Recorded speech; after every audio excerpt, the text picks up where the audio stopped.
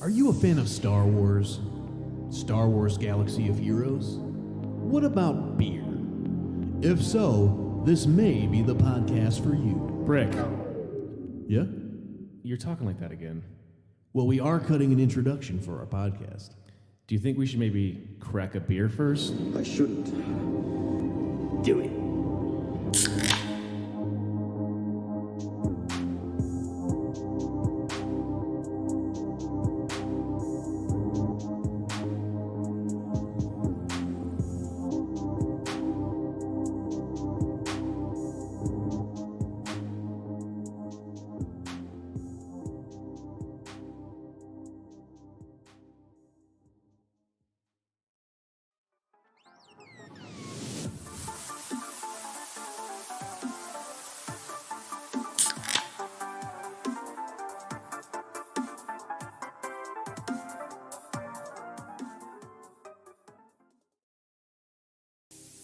Are you a fan of Star Wars?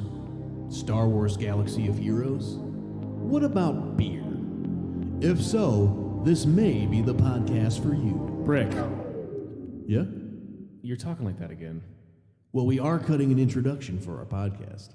Do you think we should maybe crack a beer first? I shouldn't do it.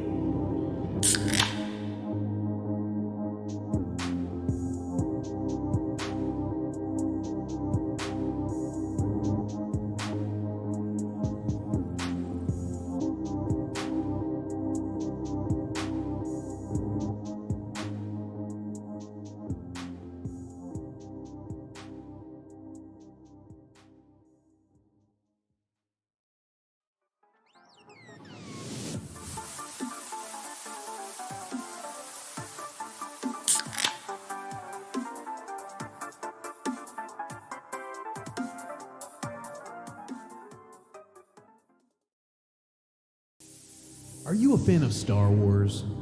Star Wars Galaxy of Heroes? What about beer? If so, Hey, one. Welcome to episode 80 of Galaxy of Beeroes. Your boys are back for the first time in months, and our meat has hardened to epic proportions. We, of course, need to talk about all things that have happened in the game these past few months, but we're also going to be focusing most of our evening on everyone's favorite Star Wars video content, the Star Wars Holiday Special. Let's jump into the cantina. Oh, yeah. Still not professional and don't have it synced up and ready to go. Let's just loop it, well, Fuck it. you know what? I'm rusty, man. I'll put it in What post. the fuck Put do it you in post. what the fuck do you want from me? All right? You can't expect much. Just There's- imagine. There's a lot of rust. Imagine Cantina music. It played a bunch of times when the intro was rolling, so they've heard it. They get a feel for it. Got it. Woo! Better late than never. Yeah. Hey, Calvin, I did cut my hair. I got a real haircut by a real person. So, You get the beard back too. It's coming in thick again. thanks. Yeah. I think last time I saw you, it was like you had it trimmed up when we were at the Wings game. Mm-hmm. Yeah, I've been keeping it. Been getting a little lazy lately, so might bring it back. I don't know. Feel that. What's up, everybody? Hey, how are you? We've missed all y'all, and Brick, of course. I missed you. I've missed this. This is I know, me been too, a long man. time. Me too. I miss it. I've still been drinking the same amount of beer, but without putting it on the show. So That's good. Waistline's looking real good right now. That's where I buy stretcher pants. How are our levels? I feel like Dark gets loud again. Could you crank your Let me move my mic away. a little bit? Okay. I'm not used to not eating the mic. Like when I was using your mics, I would always just like eat the mic. Right. But yeah, can't do that anymore. Okay. All right. Well, hopefully everything sounds good. Back off the mic. Yeah, we're back. We're talking about some really important Christmas stuff. But first, what are you drinking today, man? So over the past 19 days, now 20 days, I've been sampling beers from Germany through the Costco Brewers Advent Calendar. Oh, that's So right. I've got my my one for today that I haven't cracked open yet. It is a Greminger Kurta, whatever that means, but it's got Oh. a pretty cool label. It's got a devil with a shirt off, drinking beer, and eating sausage, I think. Ooh. Not quite sure what's going on there, but all the cans are always just wild. But these guys mostly do, I think, like wheat beers, which are terrible for me. But I'm gonna drink it anyways because Right. it's part of the collection. This is supposed to be a darker one. It's like a fest beer, and then they put some more like dark malt in it. They say it's fruity, malty. And we've got some food pairings here. After I drink it, I'll let you know if I think those are good. Ah, yes. Love, man, it's been a while since had a food pairing. Yeah. I like pouring these ones out into glasses because I want to see the color. I would say 90% of the beers from this box so far have been pretty much identical. They're basically the same. And it's like, yeah, this beer's good. And it's like, if you don't drink German beer often, it's like, this is beer-flavored beer. But this one is a little darker. Ooh. I hope you're getting all the sounds off. Yeah, this is some ASMR for alcoholics. I like it. It smells very malty. Earlier in the Oh, we did get a Pepsi sponsorship, by the way, guys. I don't know if you Oh, guys sweet. Good. heard that or not, but yeah. a little late in the game. Kind of weird, too, that we're a Galaxy of Heroes beer podcast, but have the largest soda pop manufacturer. What am I, from the 1950s? Soda pop? What the fuck was that? Anyway. Pepsi and Crown Royal go well together. Yeah, I've had that way more. Not much of an aroma. It's definitely malty. Yeah, Pepsi sponsor came through your dev connection. Yeah, exactly, yeah. CG Spaniard hooked it up, believe it or not. He knows a lot of people, even though he's still not with the company anyway. He hasn't been with the company for longer than he was with the company. He was there for about 3 months. But we really love the guy, so we, Just near and dear to our heart. got a spot in our heart for him. Oh, Never- shit. Never go away. Byro with the 13-month subscription. Look at that. Thank you, Byro. man. Appreciate it. Byro is indeed here. Good to see everybody. Tilo Mad, Calvin, Celiac, Sarah, Biscuit. Look at all these people. Look at this. Oh, the peeps back in the house. I don't know. Yeah, It's a and very sweet beer. we I got a have to say. cheer. Somebody cheered us earlier too, I think. Yeah, Celiac Sarah gave us 100-bit cheer. Thank you very much. Look Holy at that. shit. We're close to a hype train. Look at this. There's Yeah. only 28 seconds left on that hype train. No, just kidding. Do whatever the fuck you want. Back in the canteen, that's right. I will say though, can we talk about our night we had with our Twitch payout? Oh, dude, of course we should. So like the 2 days after we did our like last show, episode 79, Brick had to stop playing. And we were just like, yeah, we're stopped for a while. We might do some like show reviews here and there. But like 2 days after we had that episode, Twitch sends us an email. They're like, hey, you've reached so and so amount of subscribers, so we're sending you your payout of like $100 from Twitch. It's like, sweet. Now, normally we would spend this on beer or the bills for the podcast. We're like, let's just do something different. So we bought tickets to a Detroit Red Wings game and went to see that about 2 weeks ago now. Yeah. It's pretty fucking awesome. Yeah, against the Nashville Predators. Yeah, they did not win. It was pretty bad hockey. We got to see two had- fights though. That was cool. Yeah. We had some beers. We feared that we would have broken windows when we got back to our cars. We parked in like the worst part of town. Yeah. And didn't pay anybody to watch our car, so it was just like, pretty scary. Yeah, there was for my parking situation, there was a long line of people and just waiting to get into the parking structure, I guess. And then there was a guy with like he had like an orange I don't know, signaling thing, like people who work at a parking lot have like a flag kind of thing. Okay. Yeah. Flag. And he's just like waving people onto the side street. And I asked him, I'm like, hey, what's the parking here? He's like, it's $20. like, $20? I figured, like, this is a crappy part of town. Like, it was going to be like 10. And he's like, no, you can wait in the line, man, and see how much it costs up there. I'm like, whatever. He's like, just pull over on the street. So I pulled over on the street, and then I realized this is just a street. This is not a parking lot at all. You can't charge for the street. No, this guy's clearly just trying to get people's money. He didn't follow up with me to get my $20. And like, yeah, this guy's good. He's just gonna walk away. yeah, it was really bizarre, and thankfully nobody broke into either of our cars, so that was nice. I parked about a block past Founders, which just is like no man's land out there.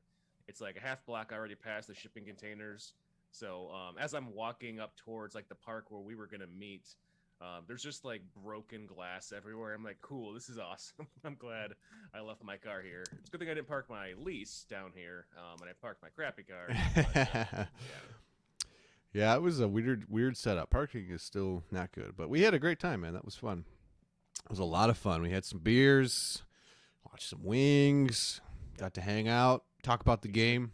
Ate some Italian cheese bread. Oh yeah. Which we are sponsored by Little Caesars now too. So, give it a quick plug. When you're at Little Caesars Arena, don't sleep on the Italian cheese bread. It's $8. It's a good deal. It's a great deal. It's basically like, you get your own personal pizza, and then food for your buck. The pricing used to be laughable. It was like, it's known here in Detroit, the $5 hot and ready. That's like the thing. But they sell them at Joe Louis Arena, or what it used to be, for like $25 for the $5 shitty pizza. Yep. But no, it was reasonably priced, so it wasn't bad. Zareth, hey man, what's up? What's up, dude? I've been watching some Wheel of Time. I don't want to spoil anything. That you guys, I need to get into it. I was telling my wife the other night, I'm like, we need to watch Wheel of Time so we can listen to the podcast. Yes, Zareth and Celiac Sarah, our good friends. It's like a super group. It's a super podcast. It's our good friend Celiac Sarah from the Holotable News Network and Under the Holotables, and Zareth, of course, of the Gambit podcast and YouTube content creator, Twitch, etc. So pretty rad. I'm excited to check it out. I don't know if they're spoilers yet, so I wanted to be at least caught up before I dive in. Haven't read the books or anything, but looking forward to checking it out. I really don't know nothing about it besides somebody said it's kind of like Game of Thrones. I'm right. Like, all right, cool. I'm into that. Yeah. I think there's a wheel involved, maybe some time. Not sure. I saw a dragon. How they... Okay, maybe a dragon. Okay. Yeah. There's some of... How many episodes are out right now? Because I want to know if I can like get into this before Christmas and like... It's a good question. Or...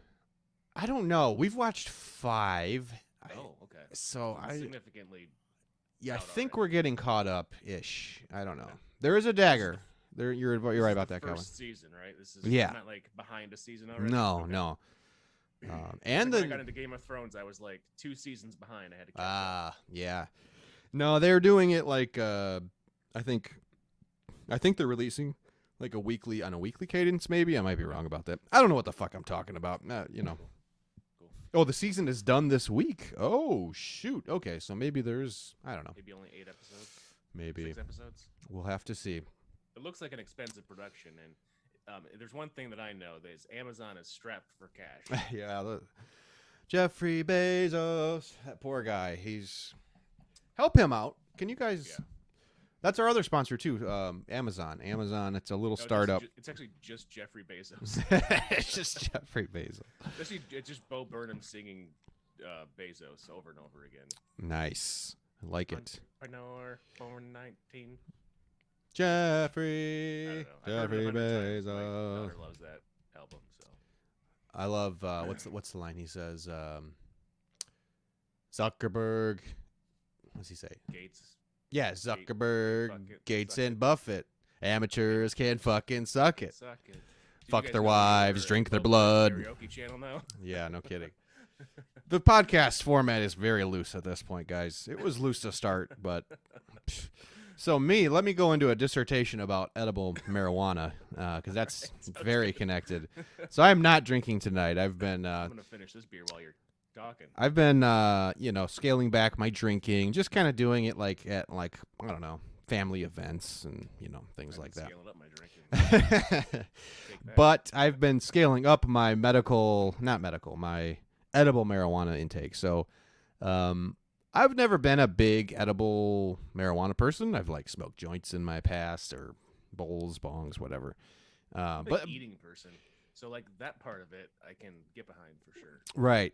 It's, Just putting things in my mouth and swallowing this, them. this is, and these are delicious too. So like I tried a few different things initially, and I was always kind of like skeptical, or I guess not skeptical, but more like uncertain about edibles, like because I've always heard the bad things. It's like, oh, you take too much, and then you got to ride the high out, and it's hard to figure out your dosage, and it takes a long time to kick in. And I've tried all these different things. So, what I've settled on is it's these are fast acting gummies. This is a brand called Wana. They're quick, fast acting gummies. Oop, oop, oop. I don't know if you guys can see that, but it's 5 milligrams of marijuana, which is a low dose, and they're just these little singular, little like gummies. They're just little bites, and they're delicious. These ones are peach. These are the peach Bellinis. But I enjoy it. I just take one of these, and I feel my consciousness is altered, and yeah, it's tasty, man. I like them a lot, and I like the no hangover element of it. I can't open the fucking thing. I'm not even high yet. Well, so the nice thing about them is that if you really want to get wild, I'll take 2. So that'll be 10 milligrams. And for me, I guess I'm just a lightweight with THC or marijuana. I don't know. Yeah, 5's enough. It hits me pretty good. But the nice thing is these are fast acting. So your typical edible, you got to wait around. And that's where people get in trouble is like, I don't feel anything yet after an hour. Maybe I should take more, I don't want to waste my night here. And then they take more, and then it starts scaling at that point. And then they're just like, oh, shit, it's ramping up, and then they're just fucking on another planet and, licking the floors. But these are nice because within a half hour, you're feeling something, and you kind of know, like, where you're at as far as, inebriation scale. Galaxy of Weedos. You're right. That doesn't have as great of a flow to it, but There's definitely something that we can do with it. There's so many names. It's like we'll find something that rhymes. Right. But yeah, it's I enjoy it. I'm liking it, and that's what I'm doing tonight. And that's it. That's my dissertation on medical marijuana. So here and as far as the legality of it goes, here in Michigan, it's legal on the state level. And if you're decriminalized, it's 21 years of age or older. We have dispensaries around here, and I've been to 2 in the area. Very friendly, knowledgeable staff. All you do is give them your license, and then they, you can go back and see what they have to offer. So it's been really, really cool. Haven't done the deliveries yet. I know you've mentioned those. Your friends do them before. You pay a little bit more, but just like. Not having to stand around and like go in and like give your crap over and like show your face, like they literally pull up in your driveway. It does feel like a drug deal. You run out there, right? And then you walk back in. You're good to go. The first time I went into a dispensary, I was so nervous. My like heart. I felt like such a fucking dork too after the whole thing. I'm like, why was I nervous? Like. But it's just, it's criminalized, and but it's legit. Everything you buy, like I always thought it's gonna be like, it's somebody in a like a brown paper bag. They're gonna hand you something, be like, it's 10 milligrams all day. Yeah, I just made it in my basement. But like all this stuff is like prepackaged by like reputable companies, and they all sell a lot of the same stuff, and like it's very streamlined now, and I enjoy it. All I'll say is if you ever were curious about medical marijuana, edible marijuana, maybe give it a shot. Start light. That's all you need. Start light, yeah. Take half of one, Get the breath spray. So I've tried a few different things. Like I started with the tinctures. The thing that I don't like is I didn't want to smoke anything because I'm just trying to do it as healthy, quote unquote, as you can. So like having smoke in your lungs is probably not great for you. So I don't want to smoke anything. I don't like the idea of going outside, coming back, smelling like smoke, and like I don't know. I don't like that. I didn't want to really a lingering aroma to it. Yeah.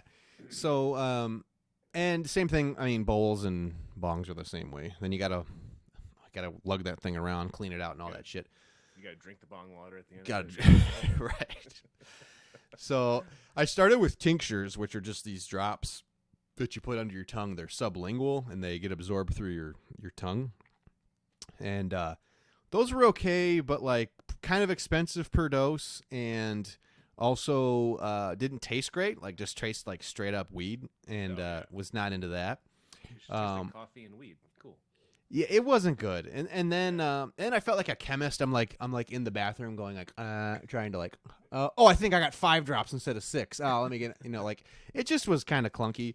So then I went with then I tried they make it looks like a chapstick. It's just this little spray. And I wasn't a fan of those. I feel like per spray, like I think the recommendation was 3 sprays. It just seemed like the dosage was off. Like sometimes I would do 3 and like not really feel much, and then other times I would do 3 and I'd be like on another fucking planet, like Well, I mean, like it's- I mean, way sometimes too high. You have to like shake it up and then blow on it and then like run it through like a sprinkler and then you can spray. Right. Yeah, The whole process. I wasn't a fan. I mean, I like how discreet it was. Like we went to the Renaissance Festival and I just had it in my pocket. Like it was like very convenient in that sense. But yeah, the gummies is definitely the fast acting gummies. These are sativas. This is a sativa as well, so this is more of like an active strand of marijuana, I guess. You can still So do your work. You can clean the house and be calm. Yeah, and just get like super chatty. My wife, we have some. You got the boys doing a lightsaber battle No. in the back room, and you're just you're No. dadding it up, and you're relaxed. No, I do not. I do not trip balls around my kids. I believe it or not. But no, you're right, Tilo. I do need to get 10 milligrams. Maybe the next time we do a podcast, I'll do 10 and just be crawling around in the background, and you guys will wonder where I'm at. We'll see how far we get. Be like half hour in, like, Right. I take a nap. Yeah, we'll see. The night is young, and these things haven't kicked in yet. So, all right. So, what do you want to talk about? You want to talk about the game you've been playing? I've been doing some. It's been dipping my toe in the water a little bit. Yeah. Nothing crazy, but why don't you go ahead? It's been a while, man. It's been like 3 months of boost, boast, and beers Yes. for you. And I don't even know like the last thing that I talked about. So I looked at our last episode, and last episode I said, I think I'm about ready to unlock Executor. Well, I unlocked Executor, so that was my big one. Oh, nice, nice. And that's kind of been a game changer. It's kind of like a mini Galactic Legend on its own, especially with Grand Arena really needing to be ship-centered in some way too. But kind of along the same route, I was doing JMK, and I don't need to list off all the unlock characters that I gear 13 since we talked. Oh no, please go through them in detail and specific relic levels too. Thank you. I will. So I did all the requirements for JMK, unlocked the boy, and I really liked the event a lot. I think they did what's one of the better ones that I've been able to do. The storyline was spot on. The event battles were easy, which is like fucking awesome because I don't want to like be worrying about dropping tickets when I'm doing a Galactic Legend. Just make it simple, Like I'll watch the guide so I know what to expect when I go in. I don't want to do a full remod before I do shit. Just like make it easy. It's all about the story at that point. All right, you did the hard work. Like, give me the fucking thing I Exactly. want. You did all this work to get like fucking 16 characters up to relic 3 to 5 that you're not going to use half of. Again. Right. So jumped through the hoops. Give me the thing. God damn it. Yep.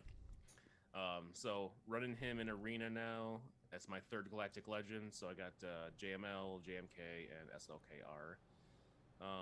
And then also I got Kat up to gear 13. I don't think she was there last time we talked. No. I was using her in like the Padme team before I got JMK, and even that was like killer. So I was able to take out like full JMK. I don't think he was ultimate, but with Padme and Kat, like that was just, like pretty cool to do the non-Galactic Legend counter to JMK just with Padme and Kat. Nice. Recently though, I gear 13'd Enfys Nest, got her to Relic 5. Very nice. On mods with her. Calvin's very happy right now, by the way. Yeah, hearing you say that. Character that I just had I had 7-starred so long ago, and then she was just sitting at like gear 7, which is not useful at all. It's like wasting the energy basically. Mm-hmm. So I was using a guide that you gave me on modding. I don't know who it was from. Calvin. From Calvin. Okay, so to get the tenacity and crit damage where it needs to be. So she's pretty close. She's very slow. Probably needs a little bit more health, but I think she can do some damage. I need to test her a little bit in GAC maybe this next round of 3. Yeah, especially if you got like a low. You know what a lot of people are doing, especially if they have JMK, they throw this like half-ass dog shit Padme team together. Like they just cobble one together with like Padme, Mace, Jedi Knight Anakin, and like they just they just like hope for the best. Like They're like, Cody. this will do something. That'd be a perfect like test run with Nest for you, as long as like the Jedi Knight Anakin doesn't have crazy potency or something, and R2 can fuck shit up too, and C-3PO. Those are like the 3 things that you want to avoid if you can. Yeah. She had like 166 tenacity, which is not bad. I mean, there's a few mods I can still upgrade, but it's like I hate pushing those high-end mod materials on a character like that it's like maybe it'll give me a little bit more tenacity or maybe it'll give me a little more health. It's like, let's see what she can do first before I do any of that nonsense. Oh, and Calvin said, fair warning, they need to have GK for it to work. Otherwise, you never crit. Oh, okay. Yeah, I guess, yeah, I didn't really think about that. I don't, I just take on Padme, like, good Padme teams, I guess, with it. Yeah. So, I don't really have. I don't take I defer to, That's good to know, because I would just throw it at it and be like, let's see what happens. You know what you pretty much can't lose against, knock on wood, is like those shitty Rolo teams. Those like leftover JML requirement teams. Right. You can solo those things. Interesting. Like, and it's I want not a list difficult. Of all the ones that I can like do with Nest. Those ones are super safe. Unless you have the stuff that I need to do for this new GAC is to like be able to like solo and underman way more than I ever did. Yeah, like the one thing is R2 can make things more challenging, at least in my experience with that team. I've seen one. Oh yeah, Phasma and Crap, and Crap Mon Mothma. I just took one out in GAC with a crappy Mon Mothma team. You basically just auto for like 2 minutes, and then Nest just starts one-shotting people over and over again, and Mon Mothma's res doesn't even matter, because by the time she reses them, you're one-shotting them right again, and she's still on cooldown, and the whole team dies. It's a lot of fun. It's very fun. Is there a way to test her without it being like I don't really want to do it in GAC now that it's like so important to win. If there's no territory war officers around. You're the guild leader, dude. What are they gonna do? Kick you out? Is Rain Man on the stream right now? Right. Hey, later, Calvin. Thanks for stopping by, man. It's good to see you. I've been listening to. I'll get into it later, but I've really been enjoying all the stuff you've been putting out. Like, I've been listening to a lot of the podcasts that you've been on with like Gambit Roundtable, and it's been cool, man. So, but yeah, so you've been doing some big upgrades, man. Go ahead. One of my goals for this podcast is to drink all the beers that I have in the cooler right now. So that was my Adamant Calendar beer, and then I bought a 4-pack, and I'm hoping to get through all 4 of them. Oh shit! And then be real messed up. So that's just one of my goals for tonight. Okay. I'm drinking fast, so I'm gonna open my next beer. All right. You're gonna be on your own when it comes to the holiday special. All right, beer number 2 for me is from Mass Landing from Beeroes neck of the woods. Nice. This one is called Windbreaker. It's a double dry hopped India Pale Ale. It's 6.5%. I've heard great things about this. It's also one of the more expensive 4-packs you can get, apparently. Oh. It was not labeled, and it was like $17. Oh, I hate that. That's the worst. Ooh, nice crack. Oh, yeah. Good crack. That's nice and resiny.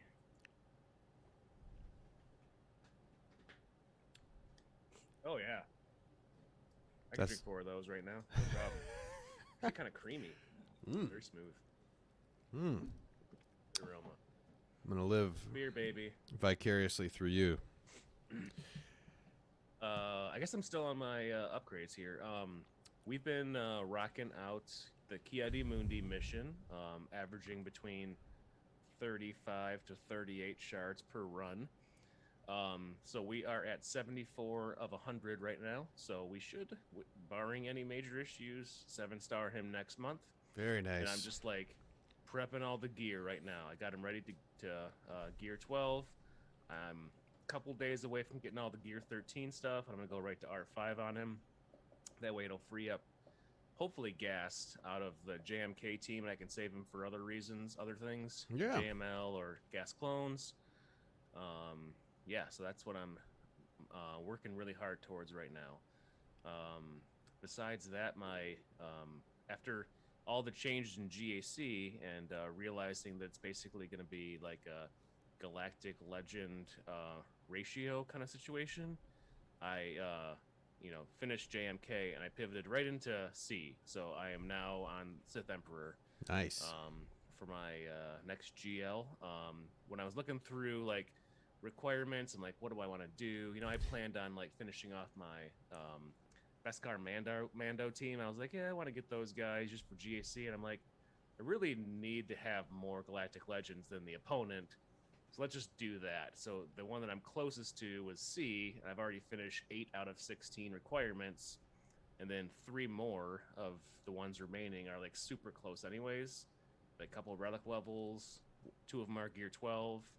It's like I might as well just go that route. So Yeah, and you know what? Like, there's so many Kairos for the new characters. Like, if you were gonna go for that Mandalorian team, like they're brutal, dude. yeah, Like it's even rough. Dash Rendar needs so fucking many, and Dark Trooper too. It's like, god damn it. It's Yep.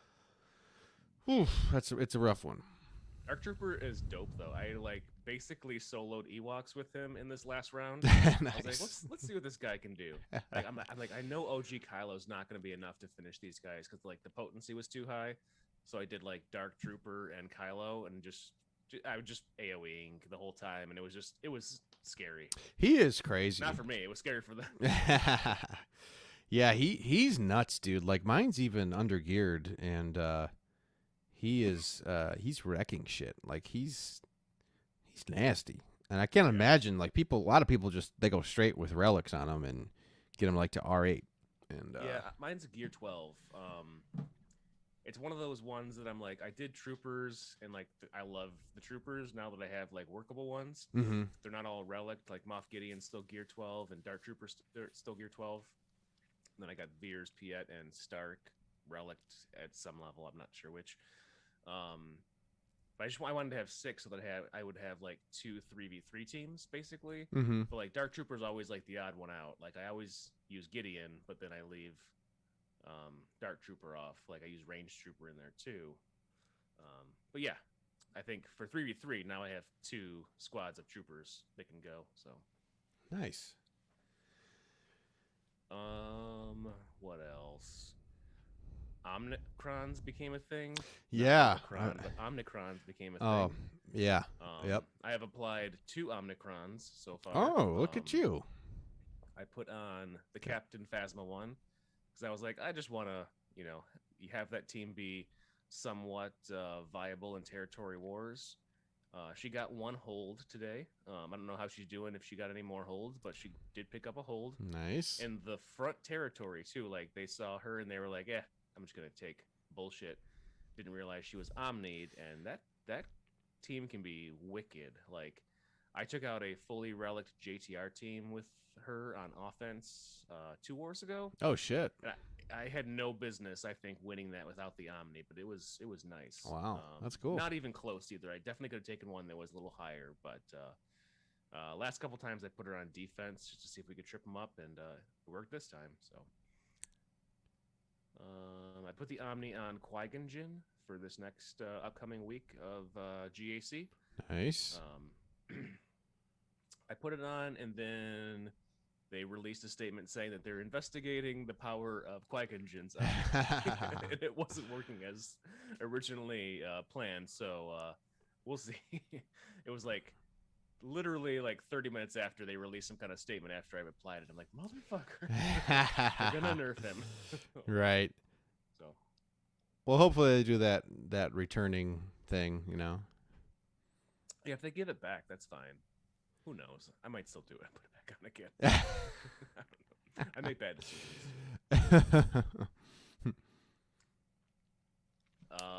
I'll stop for now. That there's like more things, I guess. You want to share anything on the Brick account? Yeah, We've been working on a couple different projects for the Brick account. sure. I kind of quit cold turkey there for a while, like really a couple months of just not playing at all. Like Yeah. it was kind of a bummer. Like I just felt like if I was gonna do it, then I should stop listening to the podcasts and get out of the Discord servers because I belong to so many, and it was a bummer. Like it was really sad. Like I felt probably like after like towards the end of the 2 months, I was like, man, I really just miss listening to like the different podcasts and like just BSing with people in Discord servers and things. It was a nice break from the game, and like definitely needed it, I think. I feel like the game was in kind of a bad spot at that point too. Like nothing was happening that was like good for the player base. It was stagnant. Mm-hmm. It was just kind of a bad point in the game, I feel like too. Yeah, there was so much going on. Like Conquest was just a real bummer to me, and but it was good. It was good, and then I just ran out of things to listen to, and I started listening to the Gambit podcast actually, and like I'd peep some Twitter or some Twitch pages too occasionally, like in that a couple months, and I don't know how long total it was, but I don't know. I've had a weird ride with the game. Like I was playing it a little bit, then I quit it again, and like now I don't really know what I'm doing. I'm just kind of like the Gambit. You're saying the Gambit is like meth.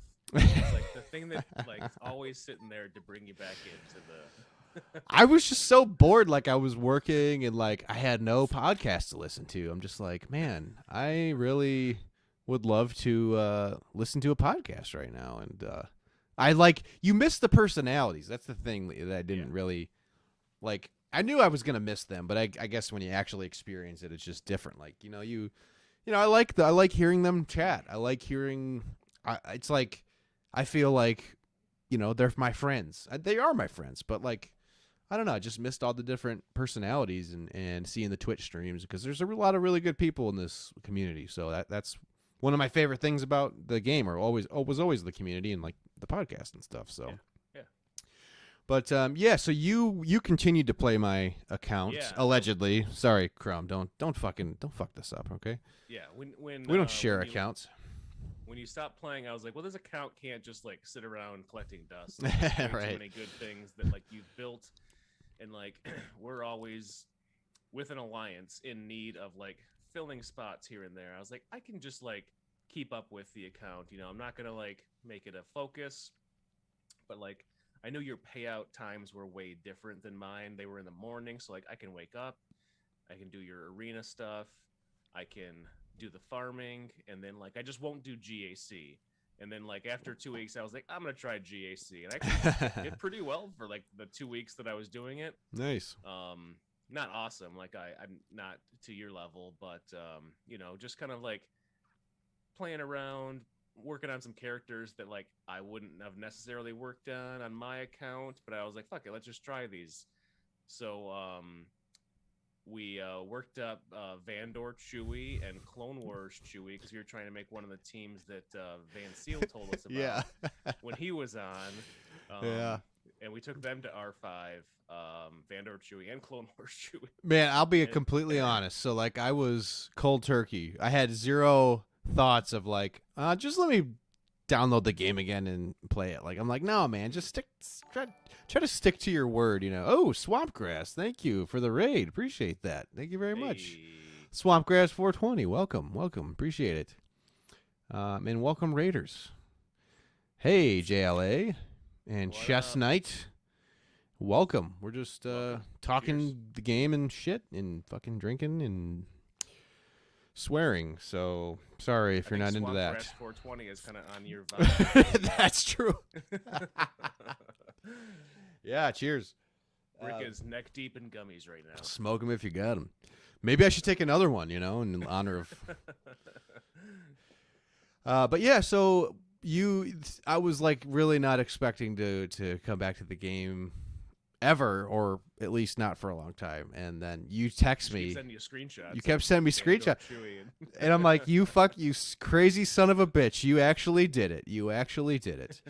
I'm like, man, that would be fun to fuck around. Just because I tried to play a few, one other game, I guess. Like I messed around with Pokemon Unite, and it just wasn't my vibe ultimately. I played it for like 5 days. Now it's like this is too much for me. Yeah, it's too intense. It was interesting though. Like it's a MOBA, which is a multiplayer online battle arena, which is like a style of game like League of Legends is probably the most popular one, or one of them. I was completely unaware to this genre of game, but it was kind of interesting playing it. But the format, it just doesn't work for me. You know, they're 10-minute long matches generally, and it's not like this game where you can just sort of like, you can kind of do two things at once. This game's like, to really pay attention. Yeah, you cannot look away because you could be fucking. You're just getting owned. Yeah, you get owned. You fuck over your teammates and like undo the 10 minutes of work. Yep. But yeah, slam dunking is fucking cool. It was fun. I mean, there was definitely fun elements of it, but it got to a point where it was like, okay, if I'm gonna keep playing this, I'm gonna have to really invest some time and like find people on Discord servers who want to group up, and like that's just way too much commitment for me for a Pokemon mobile game. Personally, I'm just not going that deep with it. So I'm in 5 Pokemon Go Discord servers. Hey, I caught 3 perfect IV Pokemon today. Oh, look at you! Pretty great. No judgment. I'm just, for me, I'm like, I'm not, getting out of this game and then jumping into another one and getting super intense to it is just not something You're just trading one thing for another. Right. What's the point? Might as well just kept playing this game at that point. But yeah, that is funny. Like I like the things you're doing, and then you kind of were like messaging me about what should we do going forward, and we had decided on SLKR, so I think that was a good thing for the account. Right now I have JMK and Sith Eternal on that account, and just about everything else non-GL wise, like important teams. But kind of like you said, with the way the big GAC change that took place, which is fantastic. I mean, the change is incredible. Like I really like most of the changes that they made with GAC, taking crystals out of Squad Arena. Fucking A, that was incredible. That was especially way overdue. Dysfunctional guard like yours. Oh my God, I know. I was listening to some podcasts. I had to deal with it for like 2 months, and I was like, this is fucking stupid. Like I don't even want to like help anymore. So many cunts. These guys are such fucking cunts. The worst.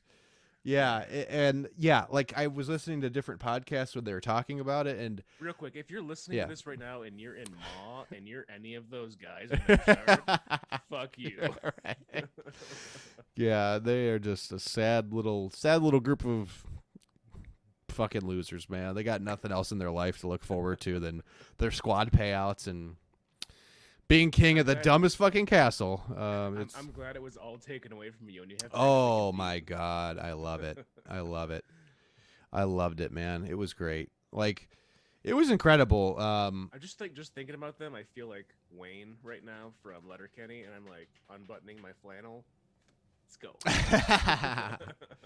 Yeah, they're the worst. Like, I heard a bunch of different podcasts talking about it, and the one thing was, people were saying like, yeah, it kind of sucks if you're somebody who has an amicable shard chat and people work together and maximize crystals and stuff. And I'm like, no, you get that gets overridden by the mafia shard chat, ruled by the crystal trolls. But there's way more people getting fucked over by shard chats than being helped by shard chats. Right. We're talking like sheer numbers. Yeah. Yeah. And I feel for you, Biscuit. I know I did see I saw your message about almost quitting because you just got in your GL and was getting ready to, especially if you're a newer shard. Yeah. And you have you don't have like a end game account or close to it. Like, yeah, these changes definitely do fuck over those people, unfortunately. Yep. They do. But I think the larger player base, if they've been playing for an extended period of time, I think overall they were great changes in that regard. And putting them in GAC is like, that's awesome. Like, I don't know. I mean, I think we had two very different opinions when that came out. Like, it came out and you were like, kind of playing a little bit. Yeah, it's just kind of And picking like, at it. I was like, "Do you see the fucking news, man?" And you're like, "No." And then you read it, and you come back. You're like, "Honestly, that sounds great." I'm like, "It's fucking terrible." I'm like, "I'm not gonna play anymore," like, because I am in a amicable shard. Who, Right. You know, I've been in it for a while, and we do well, and there's no drama really.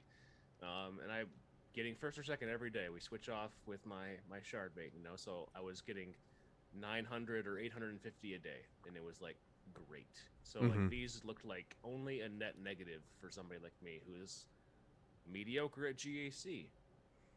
But it wasn't just switching, it wasn't just swapping the crystals, it's also all kinds of other stuff. Right. Yeah, and the getting away from the structure of Squad Arena was just so, I mean, it was one of the original, it was the game, you know, this was before Arena, you know, like that was the PvP, and that's the same model they had been operating off of for 6 months or 6 years. I'm sorry, and you know, the structure of it sucks now in the current context of the game, with having a timed thing that you have to do, and you know, having to coordinate with people, and only one person can reach this rank, and inherently it's just like, and the cooldowns are stupid too. You know, why right? We waiting like 10 minutes between battles? You know, and it's just a dumb. It's like it's a fake game mode in the context of all the different game modes you have now. Like, it's not realistic, you know. You make this Titan team, and you're doing 10 of the same battles a day, right, for no reason. Right. It's only interrupting your family life. Like, it's not good for anybody. Yeah, and it's not even skill based. It's just like, who's gonna be more committed and waste more fucking time doing this and investing in the one team. And I mean, for CG, like, I don't know. I think that initially I'm like, wow, that's like, they're so benevolent. Like, you know, instead of somebody needing just one meta to you know, get number one, it's like now they don't have to worry about that. Then I started thinking about, but wait a second, that's not so benevolent, because now they have to work on their entire roster. Because for actually, like this change is huge for their business model. Yeah. Mm-hmm. It looks on the surface like they're giving away more crystals, but they're definitely not. No. They're going to be eating more crystals. People are going to eat more crystals because of all of the different teams they want to build for GAC, because you have to have so many, you have to field so many, and like attack with so many. Right. Yeah, you get rewarded more for having an in-depth or a more developed roster, and you know, not having as many holes. Whereas in GAC, like, yeah, or in Squad Arena, I mean, we don't have to explain what Squad Arena is. I'm sure most people already know. But if you want to know more, DM me, dude. I'll talk all about Squad Arena to you, and how I hated it. Also, DM R3MI, because that guy is a real piece of work. Yeah, that was the worst group of dudes, man. And it's funny, too, because, like, these motherfuckers are still climbing. They're still all about their payouts. I mean, like, I honestly need the prestige points. So that's the only reason I've ever, you know, done a climb since that change took place. I don't know. I just didn't have enough prestige, and felt kind of dumb Ship upgrading. prestige, right? Yeah, ship prestige. Yeah. For the executor, I still don't have all of his things, you know, max, and he's 7-star. And but anyway, yeah, I liked that change. That was awesome. I love Omicrons, like the idea of them really like great. turd polishing these, you know, revitalizing these factions too. Like, it's awesome. There's one coming really for did Chief Rose Chirpa. dirty. Like, They did Rose dirty, though, didn't they? oh, I guess. Yeah, I don't know. One character that really needed a big change, because she's been useless, and they're just like, nah, fuck her. She still doesn't have a team, like, really, you know, because you have to pull apart so many other good teams to make some kind of resistance team with her. But no, I like the idea of Omicrons a lot. And then the new characters too. Like, fuck, bringing this legend stuff was really cool. You know what would have been a cool Rose Omicron? I don't even know what hers does, but everybody basically who has her uses her for a snack in Crankor. Yeah. What if she did like 10% damage? Right. Like she like basically Yeah. blows up inside the Crankor and does major damage to his insides. Like that would have been cool. Like at least it's like a fairly decent investment because like the character's terrible as it is. And you're not gonna field her in a regular team, but like that could be cool. Yeah, she has like a PvE Omicron. Yeah, she's like Taco Bell, you know, like when she gets eaten, she explodes She's and not staying in. She's not staying in not long. staying in. She gives him diarrhea. This is a one-night stay if you're lucky. Yeah, that would be interesting. But yeah, there's just a lot of cool shit. The thing that I love about the squad arena change is just the amount of time that you can save not having to do that stuff. Because man, it adds up. And it was like when I have kind of just sort of like chipped away at playing the game, like nothing super intense. It's been very, very laid back. It's like I don't play around my kids. I don't. Yeah. If I'm at work, it's a 5-minute boop, and the game's off, and then the game gets my whatever attention or time I have at the end of the day. Like that's the way, in my opinion, it should be. Like taking a break for a few months was like enlightening in that fact. It's like nobody should be fucking playing this shit all day, every day, And I go in like once every. I mean, like not when I'm on holiday breaks. I'm like on it constantly, but like on a normal day, I'll go in once every 5 hours. I'm checking stores for gear. I'm just making sure my energy hasn't maxed out. And if there's a guild event, I'm taking care of that stuff. You know, right? Not having to squad arena climb is awesome. Yeah, it was a great move, man. It's now that I have JMK too. Like if I feel like climbing to first, I can, and I don't need to refresh. Like I rarely fall out of the top 25 for JMK. Yeah, which is pretty nice. It is nice because half the shard just stopped climbing when the crystals fell off. So it's like it's not a lot of movement to deal with anymore. I don't think anyone stopped in my prick shard. Yeah, I'm pretty sure they're still going ham because the loser ass shitbags that had the crappy rosters before during all of this are still, sitting up there with their Jedi Knight Revan lead Jedi team at like 3. So they climbed. I mean that team is, Dog shit. I would give any amount of money to see how these douchebags are doing in GAC. I know because I have looked at a lot of their profiles, like the main dick ones in my squad arena chat, and just like not good, lifetime banners, nothing. And like, I just would love to see how their crystals have been impacted because now they have to like learn that game mode, and man, that's hilarious. I sleep better at night. Oh yeah, go ahead. To our GAC right now. Sure, go ahead. We did this week. Yeah. Yeah. How were your matchups? Big change, man. Big change. 11 teams, placing 11 teams now, right? Yeah. I don't know the exact number. Is that right? 11. Yeah. That's just like the Kyber thing. 11. Yeah. Yep. Okay. If you're in Kyber division, yep, you're placing 11, I believe. Yeah. So hey, Curtis. When lock happened and I was really trying to bloat out to Kyber 3, I don't know why. I just felt like I'm going to bloat out to Kyber 3. I missed it and I got Kyber 4 to start with. Okay. But I was very happy actually with the matchups I had all week. I scouted basically all of the people that were in my pod at the beginning with hot utils just to see kind of how I lined up. And it was basically like, I'm the top dog in this pod of 3 or pod of 8. Yeah. And if I lose this, it's bad. It's like I've made major mistakes if I lose this. Uh-huh. And it was like I had 3 Galactic Legends. The next highest guy had 2, and his were Ray and SLKR. And I was like, okay, even those 2, like it's kind of like not really having 2. Like you had the advantage there. Like fairly easily beaten. I've got 2 of the ones that are more meta, JML and JMK. And then there were like 2 guys with no GLs. I was like, how did you even get into this division? Yeah. Like you got no GLs. Nobody had Executor. I was like, all right, this is good. Like I just need to scout these guys and see what they normally drop. And I'll be fine.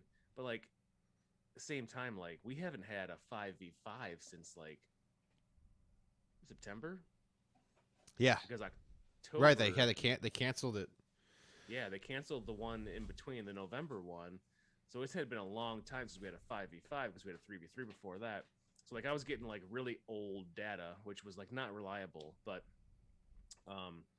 first guy was crap, barely attacked. Second guy didn't attack, and then the third guy attacked first, but had such a predictable defense. I knew he was going to drop SLKR and Ray. So I planned for that. I dropped my SLKR because I'm like, he's going to have a hard time beating it. He's going to have to 2 or 3 tap it at least. I threw garbage behind it, and I went heavy offense, relying on my Executor in my fleets because I know he couldn't beat that. So he cleared one zone in front of fleets and then just didn't attack fleets and couldn't beat my SLKR, and I cleared him. So went 3-0, took first place. Nice. And today's crystal payout was fucking awesome. You know, it was like 700 for winning, 750 for taking first. So Yeah, that win bonus is significant.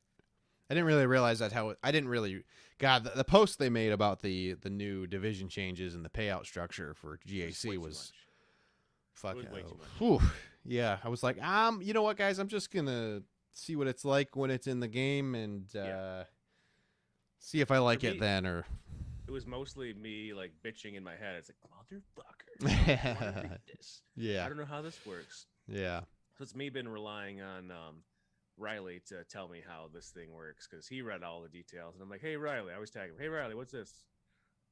What did I do to figure out for this? Yeah, but yeah, my matchups used to be terrible because you got screwed. Top heavy. I was always at a disadvantage the way they did the top 60 matchups. I've only made Kyber one time, so now it's like the way it's set up. I feel like it's like not easier, but it's at least like more fair. You know, I'm not gonna go 3-0 every time, and I even got like promoted to Kyber 3, so it's gonna be harder. But at least I'm dealing with just like anybody who's the same GP who's also the same skill level. Yeah, I like it. That was my understanding too. Is that it's based on this first week or I don't know if it's the month, but like the first week, I think it's GP. You're kind of matched up with people with similar GPs. And then as time goes on, when you're, figuring out the win and loss ratio, that skill rating kind of will sort itself out, hopefully. Yeah. I think these first 2 months are going to be, until water finds its level, could be kind of awkward for a lot of people. And I'm interested even to see what week 2 matchups are like. Because like you said, I saw a lot of people that were, seems like for the most part, there was just kind of a mixed bag. But quite a few unlucky people in a lot of people I've heard's experience. Like you got kind of unlucky in one of yours too. Like I had a decent pod. Like there were some people that just had whack rosters, like just didn't invest in the right stuff, and kind of people where you see the amount of GP they have, and just kind of go like, okay, what have you been investing your GP in? Because you don't have many good things. But there was some people. One person had an Executor 7-star and 3 GLs to my 2, and I had only a 5-star Executor at lock. Which I don't understand the timing with that. CG, can you guys just time your events so they make sense? I know that's a big ask, but like it was like the day after you were like unlocking 7-star, right? How does that benefit anyone? Yeah. But so that was interesting. So my first 2 matchups I won pretty handily. I had a roster advantage and I just used it, and went pretty light on defense, and knew people would struggle on my fleets because no one else had the Executor that I faced in the first 2 rounds. So won the first 2 rounds, and then the third one I was eyeing this person because they were the one with the 7-star Executor and the 3 GLs, and I'm like, we're probably going to get matched up, and I did. So this was interesting. I scouted a little bit. I looked at their last 2 seasons of GAC, and they historically have a really good roster, but they tend to blow their GLs. Like they go really heavy on offense. They tend to blow their GLs on just like kind of I think ill-advised solo teams. Are like SLKR was always used to solo GG, and Ray would always solo something. No, he used Ray. He always used Ray to solo GG Grievous teams, and then I don't know, just kind of would throw his GLs away, in my view anyway, and just set like a really light defense. And fleet-wise, always set Executor on defense. They had never set a GL on defense in the 2 seasons that I looked at. Interesting. And then this, I gambled. I'm like, well, if history tells me anything, they're gonna go super light on offense, and they didn't. They put a GL on defense and actually upgraded the shit out of their roster in these 2 months. Like they had a relic Cam. They put the Omi on Qui-Gon Jinn relic. He's tough. Dude, they set a pretty stout defense, and I set a pretty an even more stout defense. But they had too many tools, and they actually one-shot my whole defense. I'm like, this person learned how to play GAC in a month. This is kind of nuts, because before, I think I would have just wrecked them had they followed the same strategy. But I thought it was super interesting, that people are now having to learn and strategize more of the game mode, and I love that. I hope people do that and like it more and get into it, and you start seeing less auto deploys, because that's the other thing about this change that I heard people, and even on Twitch, people saying, people in comments oh, they're still going to get auto deploys, they're going to lose and then sink to the bottom, and it's yeah, maybe, but these changes and now the added crystal income are going to make people want to try more, I would think, because who doesn't like crystals? Who doesn't? Yeah, getting 1,400 crystals today, I was like, hell yeah. yeah, it's significant. So it's good to see, and I'm super happy for all of the GAC focused content creators like Calvin and the Gambit dudes. I hope more people are going there and learning about the counters and supporting those guys and giving them clicks and views and stuff. So they gave me the idea. I had messed up SLKR because that was, for one of my matches, the only Galactic Legend I took on offense, because I was like, I'm just going to trap this guy. And then I had to mirror SLKR, which is terrible. It's the worst Galactic Legend mirror. And of course, I left SLKR. I figured out from, I think it was one of Zareth's videos, that Bounty Hunters works. Yeah. And just cleaned it up. It was super easy. No big deal at all. That's awesome. So yeah, getting with those content creators is going to be huge to your success for sure, especially as you get promoted and your matchups get harder over the month. And I mean, you could listen to my advice if somebody's not into GAC and just has a renewed interest in it now that crystals are there. You could listen to the the Gambit podcast. You can start at any point. Those guys have always been super focused on GAC, and you can learn a ton. And their Discord server is great too, because it's really just a beacon for focused GAC players and very knowledgeable players. If you get in there, there's that whole Grand Arena Advice channel. I've used it a ton. They have a great spreadsheet, tons of resources there to be more successful in the game mode if you have any interest. But just sorry getting caught up on, hey, Crazy K, what's up? And Sith Luke, our guild mate, what's up, man? But yeah, the matchups were, I ended up going 2-1, so I lost in the finals. But that's a hard matchup to win there. It's all good, I think for me, if I am gonna keep playing at any reliable rate, it's gonna just be casual. I'm not gonna stress out about Conquest. I think I got the 3rd box or something. I just did not give a fuck about it. I'm just not going to. And I used to think that would be a defining thing. If I didn't care about Conquest, I would be obsolete in GAC. But honestly, if somebody beats me because they have Conquest characters, congratulations. That's fine. You suffer through. You sunk a lot of time into a game mode that I despise. So honestly, you do deserve the win. If you're gonna torture yourself, by all means, I get it. I have no problem losing.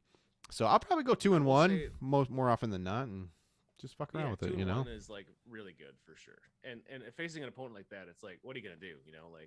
Whatever. Yeah. What division are you in for the next one now? I think I stayed in the same. Let me see.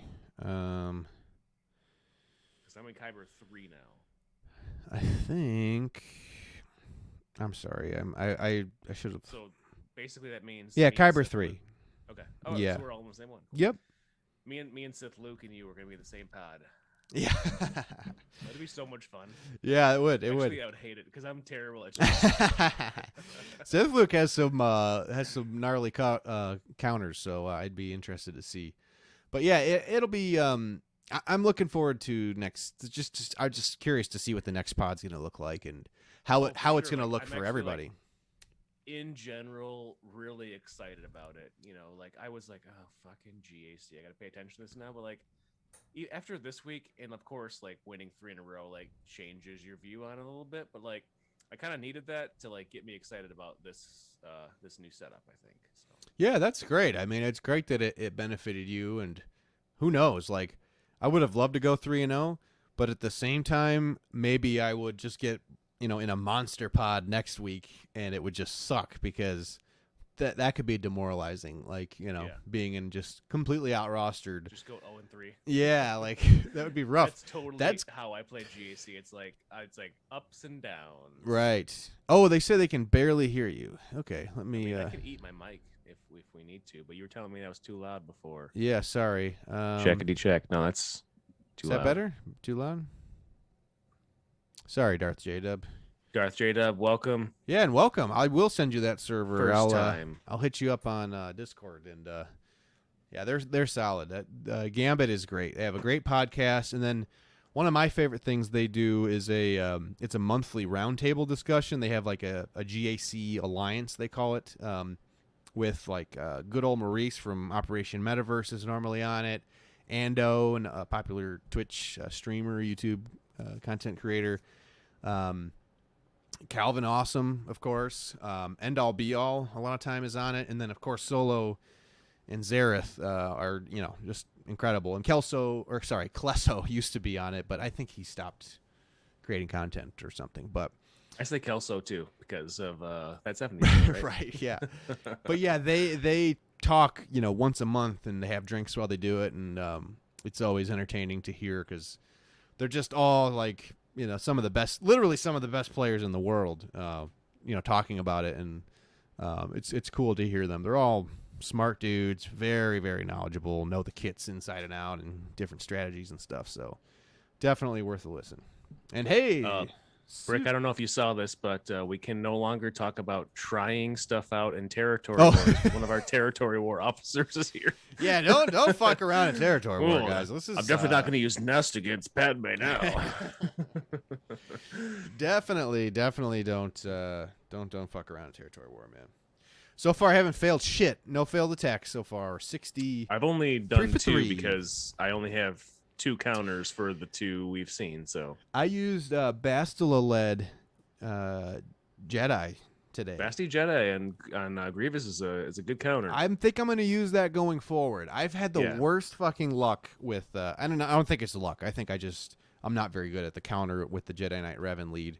But the Bastila-led, mine's only gear 12. That extra protection she gives is clutch. Oh, she's fucking awesome. It's clutch for keeping everybody alive. That leadership is great. Just I do Shakti seems way safer against them. Shakti is like can't lose unless you're like really screwing shit up. So when I did the Bastille lead, I didn't even use Jedi Knight Revan. I know you need to have Jedi Knight Revan in there, but like I've done it before plenty of times with Jedi Knight Bastila, Grandmaster Yoda, Old Ben, Jolie, and Ezra. Oh, interesting. Okay. Yep. Nice. Yeah. Crazy. The team I used was Bastila lead with Jedi Knight Revan, Jolie, Grandmaster Yoda, and Hermit Yoda. Those are the 5. Yep. And it worked. It wasn't scary. Like I lost Bastila, but just the one, she got the instant revive, and the encounter was over after that. So like I didn't lose anybody. And for decent banners. You definitely want to have Jedi Knight Revan for the mark for sure. But yeah. like, I took out I've the done B2 first. That was my times. That was my tried to get the mark on the B2 because Always could take B2 first. yeah, B2 will Yep. dispel all your buffs, and you need that for that Jedi team specifically. You need those buffs. That's what makes them so resilient. The opponent we have now is all about having Newt in there too, so that makes it Yes. a little more annoying because he instantly revives himself and comes back. Yeah, Newt. Other The Newt in the mix with GG takes away the Night Sister counter, which is always my go-to for GG teams. But yeah, with Newt in there, Newt gets nasty. Newt starts going off. I lost to it in GAC because I tried Jedi Knight Revan lead, and my Jedi Knight Revan is he's only Relic 3, and I think he's terrible. He's just been a waste of space for me. He doesn't have enough health. Yeah, I need to get him. I think I need to relic him up, and I have him modded like decently. Like I have good mods on him, and Yeah.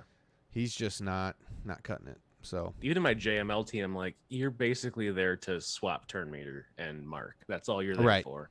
Does no damage hardly at all. It's just like that there's no purpose for the damage anymore. So yeah. What do you want to talk about now? You want to talk about the Christmas special? yeah, I do want to hear what everybody's drinking out there. Oh yeah, let us know. Because we got some new listeners at this point, but I'm very much enjoying my Mass Landing Windbreaker. I'm gonna put it so you can actually see it. That's a nice can. Cute little label. I'm out It's of beverage. blending in with my virtual background. So Yeah, I'm out of you gotta be beverage, dehydrating so- though at this point. Like Yeah. we're talking for a while. I should have brought something else. That's all right. I'll survive. Okay. Yeah, we should talk about this fucking piece of shit. It's about that time, eh? Yeah, we're going Did next. you want to mention anything else about the game? Because we talked about GAC. We love it. We talked about some Omnicrons. We Mhm. love it. Oh, that's true. Yeah, what else could we talk about? Dash Render, Kyle Cataran, Star Killer.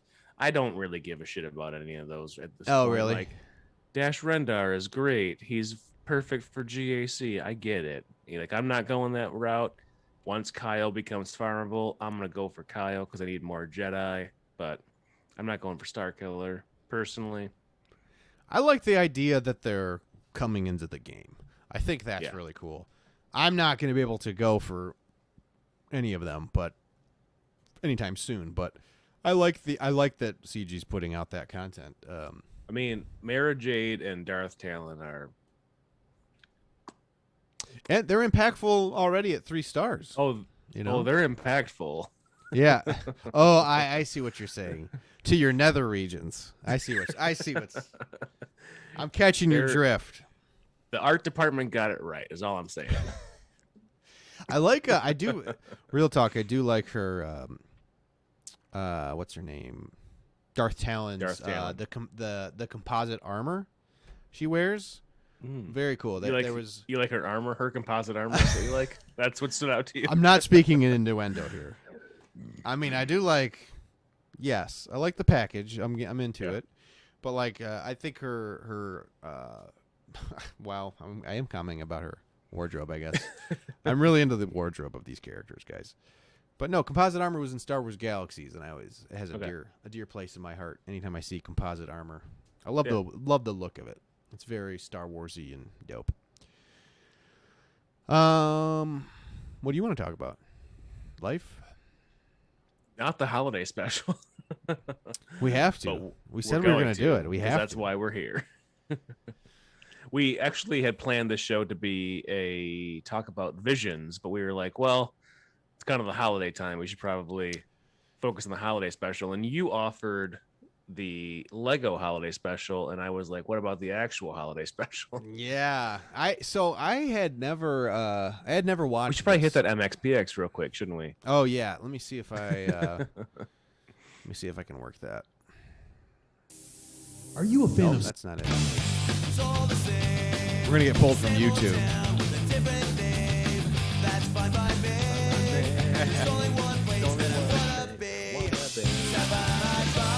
QBBA. Oh no! It's all going now off. Now they're all fucking going. Oh no! I stopped it. I stopped it in time. Whew. We need some new mini brick. Dude, I was gonna get him to record some. Actually, you know what? I'm off this week. We're gonna do some. And all right, sweet. So a little behind the scenes here. Can we get Baby Brick? The baby. I don't want to name names. The babyest brick. He would just go. Just make some sounds. He'd go. Yeah. That's about it. He'd go. Da, da. That's one of his favorite that'd things be to cool. say. Yeah. But nothing Star Wars really related at this point. Okay. But yeah, I'm gonna get Little Brick. He's developed, his speech has come a long way. He's definitely developed some more Star Wars. He loves Star Wars, so we got a bunch of Star Wars books we've been reading. Good man, right there, dude. There's one. It's rad. It's a story about Darth Maul going to train on some planet to fight Rathtars. And he has to do it in secret. It's a super cool backstory piece about Darth Maul, but really cool. Anyway, so yeah, I had never watched this before, this holiday special. I've heard of its existence for many years, but never found myself in a position to watch it. And you brought it up, and I know Lumpy has been near and dear to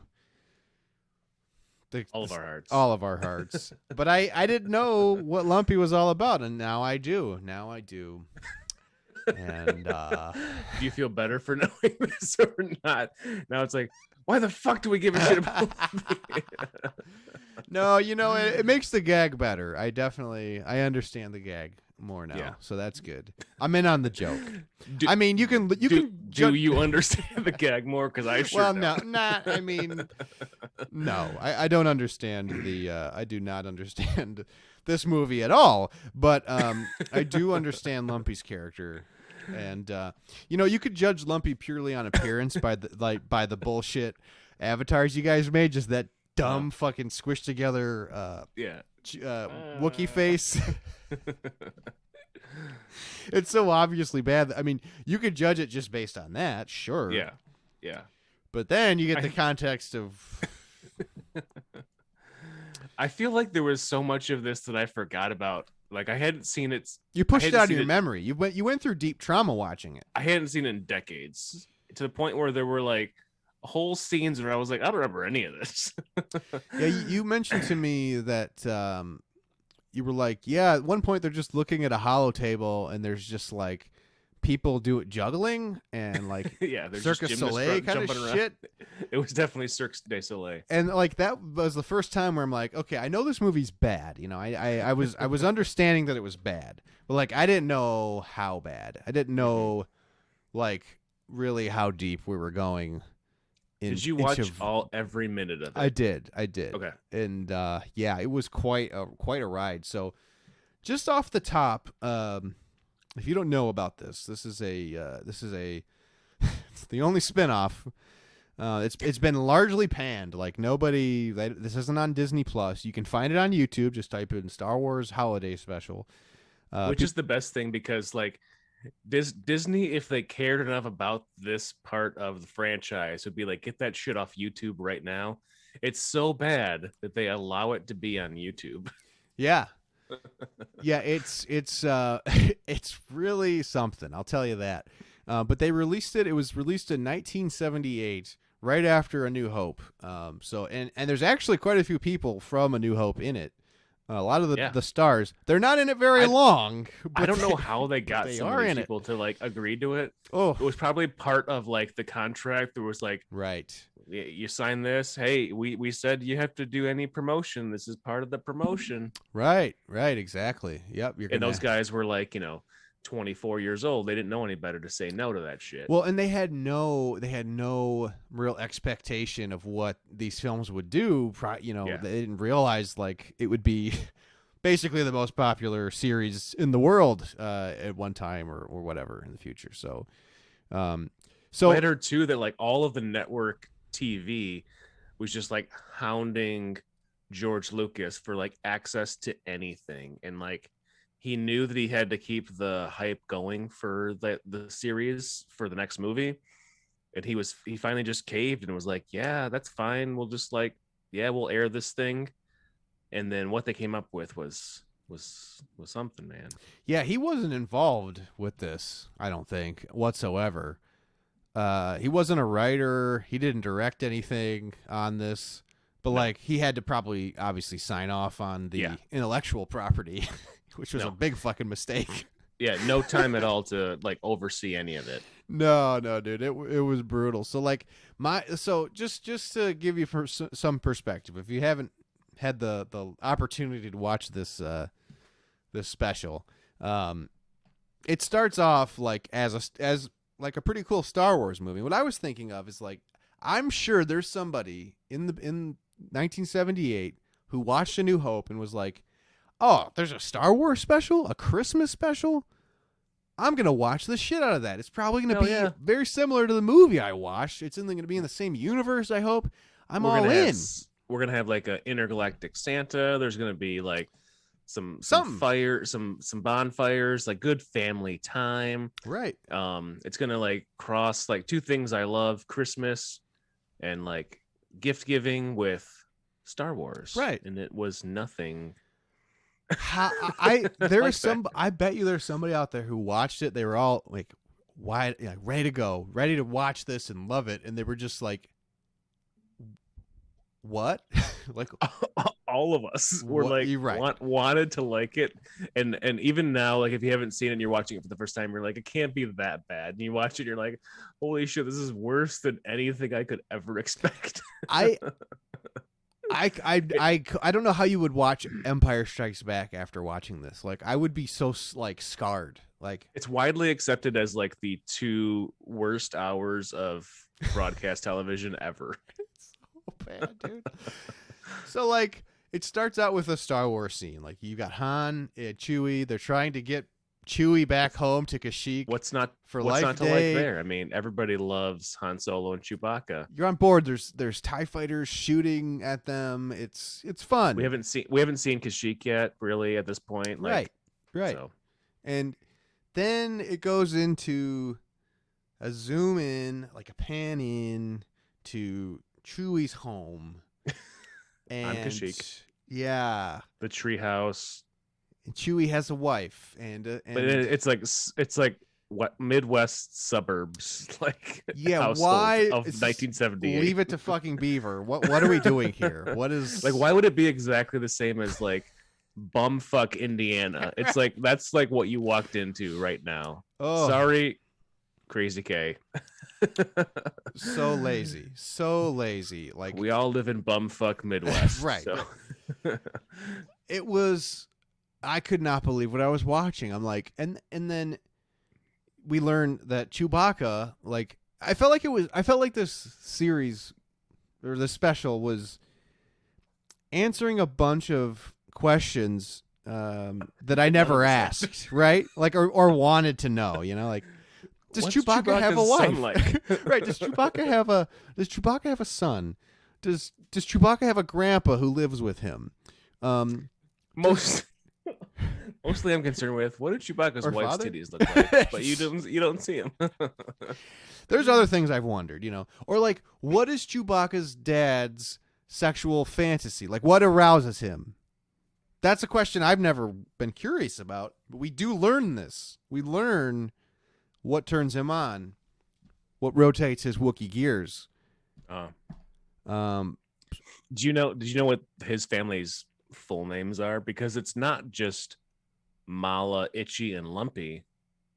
There's full names for these characters. Oh, really? I did not know that. Yep. So Mala is Chewie's wife. His wife's name, his wife's full name is Mala Tobuk. Mala Tobuk. Yep. His son's name is Lumpawarum. Okay. And the dad's name, which is it Mala's dad or is it Chewbacca's I'm not. dad? That's a good question. I couldn't quite decipher that. You know why I couldn't decipher that? Because they're fucking Wookiees and they don't speak English. And so the viewer there's a lot left to be desired with the what's going on, and there's no subtitles. It's very confusing what's happening. It's just like there's like melodic, dramatic music going and just growls. Yeah. You don't Which know is what's how happening. I imagine the Brick Hard Meat household. Yeah, we don't speak around here. It's just a series of bunch of- grunts. Moans and growls. That's right. You have to. Can I tell you Itchy's name? His real name? Sure. 'Cause you're gonna love this. Addie Chitcuck. Oh, interesting. Addie Chitcuck, Addie Chitcuck. which is what I hope Are they in our Addie guild? Boy's name Yeah, is right. named after. Right. I was gonna say, are they in Addie our Chitcuck. guild? Yep. Which I guess the word itch is kind of in there. Itchy. So Yeah. Malatobuck, Lumpawarum, and Addie Chitcuck. Wow, that's a lot of sounds you just made with your mouth. Yeah. So yeah, it's just a weird, like, then it goes into this Leave It to Beaver with unintelligible Wookiee sounds and Lumpy's Terrible. jumping around, and like he's clearly, like, I don't know who is inside of that costume, but they are small, they are athletic, and they're way too expressive. The hands are behind them when he's running. I don't know what's going on. It's a lot. And I have a lot of problem with the costume work with Mala and Itchy. Like, Yeah. they're way too frantic of actors. Like, they keep moving their heads. Like Itchy's decrepit, and like he's just like, and he's just moving his head around like all crazy, and like it's He's abusive. He's not a good person. no, he's not. No, he's Yeah. terrible. There's a lot of questionable moral compass in this entire special. Like, not for kids at all. Not for kids at all. Like, I mean, it's not raunchy per se, but there's like No. a lot of inappropriate shit in this movie. Yeah. Like, definitely not for kids, and just weird. Like, not needed, and just weird. Like, so it goes into this, the Leave It to Beaver Wookiees, and then there's just like a bunch of random people that they added. Like, there's this a local trader called Son Dan. Apparently, that's their name, or Son Don. I don't know how you say it, Yeah. but just played by like a totally not genre person who just, I don't know, has cheesy jokes and just a fast talking weirdo that is like throwing the Empire off their scent, because the plot's ludicrous. Chewie's trying to get home. It makes no sense. There's some kind of Imperial blockade or something. You don't really know. And Was it's that ugh. the trader? Was that Art Carney? Yes. Yeah. Okay. Yeah. It was just really weird. And like the technology that they use is, they're like, oh, it's spacey technology. It's Star Wars technology, but it's like totally a different, just way less cool version of Star Wars technology. Like, Yeah. It doesn't like fit into what we've seen before. It's like, yeah, all right. I mean, this is like maybe like vintage for like Kashyyyk, but like, I don't know. I don't think it really fits in the whole universe. no, it was really weird, but like also strangely like ahead of its time in a way. Like, cause like really when you think about it, there's all of these weird like dimensional breaks where like Lumpy goes and basically plays a video game, I guess you could say. Like, it just goes into this separate screen of like this separate instance in like another universe, and like there's all of these screens that are very interactive and like encompassing, and everybody's all into these screens, which is kind of reminiscent of Today. yeah, it's not too far off, right? Right. But you got like the holo table, and like there the holo table, there's this weird scene where like, so you're in the Kashyykian wilds of, I guess, suburbia, and then you go into, you pan into this like basically holo table, a completely different screen. Like, you're not watching a holo table. It's like you're actually in the holo table or something. There's like all these jugglers and shit, and like weird people doing. I don't know what the fuck that was. Yeah, it was really weird. And then there was like a woman doing like a floor dance and like basically a thong with like a fox's tail. You're like, okay, this is a weird vibe for a Star Wars anything. Like, what's I kind of this scene makes me wonder, did they already have like some kind of like show planned, and then they Right. figured out that like George Lucas was going to let them do this, and they were like, well, we already had all this choreography planned, we're not going to let it go to waste. How are we going to fit it into the Star Wars special, holiday special that has nothing to do with Christmas? 100%. 100%. I think it reminded me a lot of the Super Mario Brothers live action movie. I don't know if you've had I the. didn't see that.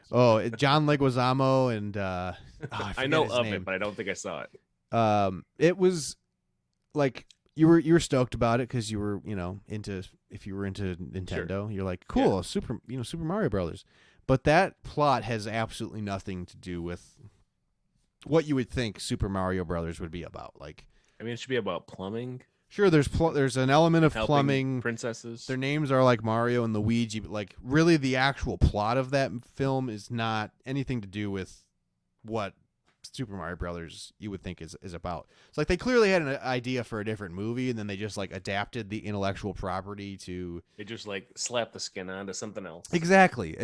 Like it wasn't Hey, a very let's call good it movie. Mario. There's like something missing from the movie. They're like, this movie's actually fucking terrible. What if we like somehow injected something that's really popular right now into this? Maybe that would make up for the lack of substance and character development and Right. all the things that make films important. Do you think Wookiee subtitles would have been appropriate for this scene?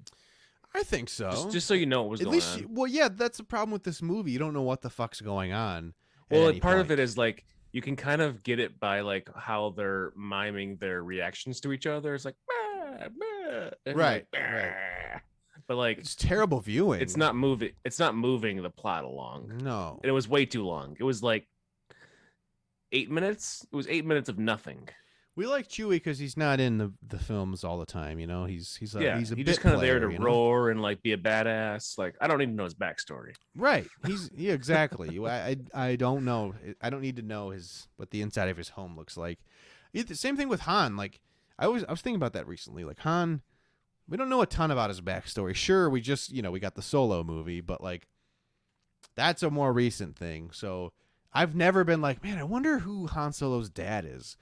I wonder, that's nothing. That's nothing. I wonder that's who really... he boned before he got here. Like I don't think about that. I still love Han. Han's one of my favorite characters.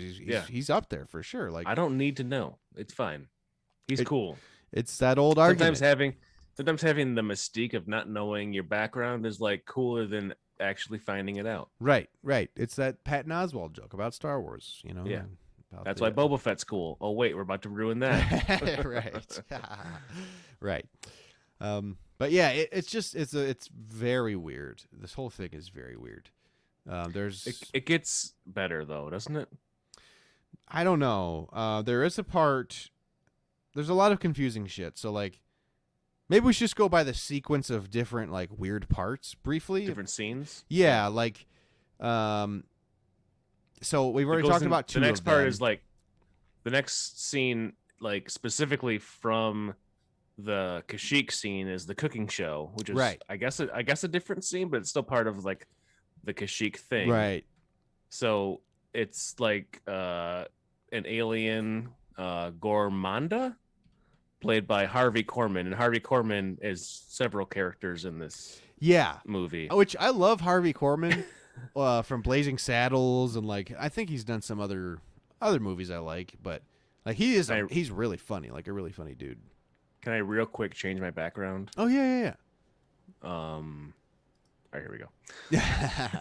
Yeah, so definitely like a weird scene. Like he's dressed like this wild robot thing or wild alien thing with like these multiple arms. It's like a cooking and he's doing a cooking show, sort of like I don't know, Martha Stewart or who would be stir whip stir whip. That's all I could like remember the whole thing. What are some of the old cooking shows from like the 70s? What would be on then? I have no idea. I was too young for that. Yeah, I can't wasn't think even of born them. at that point. I mean, like, yeah, I don't. Are there know. like big famous ones? I can't think of them. Wolfgang Puck, is that somebody? I don't know. I think he was after that. Okay. Julia Child. Maybe, yeah. That sounds about right.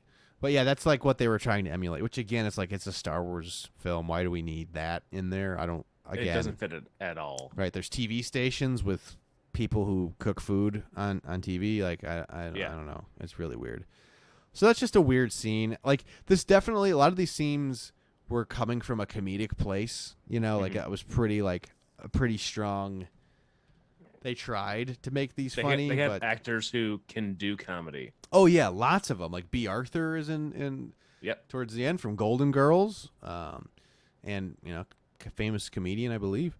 But yeah, lots of weird scenes. So like, there's that, and then we get into the whole like the local trader dude, and he's like a scrapper or something, like a scavenger kind of. I don't know what the fuck he is, but he's weird. I mean, the next scene after the cooking thing is Diane Carroll, right?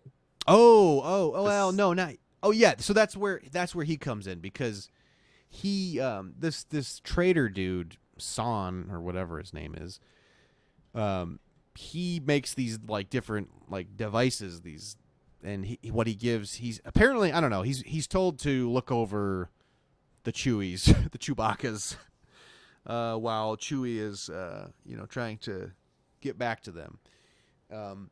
So he makes this device. We're talking about the second Harvey Korman scene. Well, this Son guy, he gives Itchy the basically like the machine. It's like a 3D goggles. Like he gets thrusted into this fantasy, and that's in the metaverse. Yeah, and that's when we see Diane Carroll singing a lullaby, saying like, "This is your fantasy." Like I want you to tell me your reaction to this as you texted it to me, because I had to read this out to my wife, and she was dying laughing after I read it. Go ahead. You want me to read it? Yeah, go ahead. Well, you sent me like a screenshot picture of the Diane Carroll scene, and you were like, I can't find it right now, but it's like, I'm rock hard and my kids are around. This is the most awkward thing I've ever experienced. Yeah, it was really weird scene. Like, why are we putting sex into this? Like it was clearly like a virtual hooker is basically what this dude gave Itchy. Yeah, it does not need to be there at all. No. It's red flag, hardcore red flag. Did you know that Cher was actually offered this part? No kidding. Like the Cher. Yep, she declined. So I wonder why. I couldn't possibly cannot fathom not wanting to be a part of this. I mean, I even feel for like Diane Carroll of like having to like put herself through this. She looked great though. Yeah, she did. Fantastic. She did. She looked great. Yeah. Okay. What happens next? Jefferson Starship. Right. Oh yeah.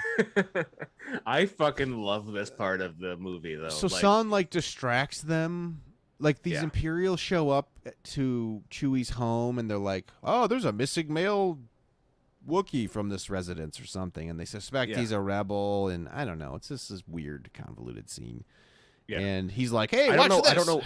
I actually don't know why it like came up, but like it just starts, and I'm like, yeah, this song's kind of fun, right? And like I thought that too. I had that. Had the most fun during this part of the movie than anything, because like the song is catchy, like it's good. Yeah, it's not great, makes but you it's feel like good, I guess. Yeah. You're like you're kicking it to the beat, and like it's a music video, and then you're like, it ends, and you're like, oh wait, I'm still watching this Star Wars holiday special. I forgot. Can we get why were they chosen? Like, how did they get on this at all? I don't understand. What are some of their big songs? Jefferson. Is it just because like the name Starship is in their band name? Is that why they got? Oh, that is 100%. This is somebody. If there's one thing these kids love, it's starships. We're gonna pick a band that has that word in their name. There's someone clearly that's high up at either the movie studio or whatever, the person that's behind this, that just has zero clue about, obviously coked out of their mind, has zero concept of like continuity and what a Star Wars special should look like. And they're just like, yeah, absolutely. They saw the name of the band, Jefferson Starship. Perfect. They're gonna sound great alongside right in the middle of a fucking Star Wars movie. This is gonna make a ton of sense. I don't know their big songs. What I'm confused with though is that like the band that I remember was Jefferson Airplane. That's a different band than Jefferson Starship. Yeah, I don't know any of their songs. I don't think. Like I feel like I know Jefferson Airplane songs, and like when you said when I read that it was Jefferson Starship, I was like, I don't know what the hell that is, but like White Rabbit, Today, Somebody to Love, like I know Jefferson Airplane songs, and is that different than Jefferson Starship? Is it I the don't. same group? I don't recognize a single one of these songs like that they're known for. We built this city. We built this city. Is that I think that's Jefferson Starship. no? But like Jefferson Airplane, I know more of their songs. No, that's not them. This is what people came here for. They want to hear about Jefferson Starship. Oh man, We're just screwing this up. they gosh, Don't terrible. you want somebody to love? Jefferson Airplane. See, that sounds way more familiar to me. They're distant cousins. They're not right, the same. right. Jefferson Starship is a band, and they were in this movie. I guess we can move on from there, right? Doesn't matter.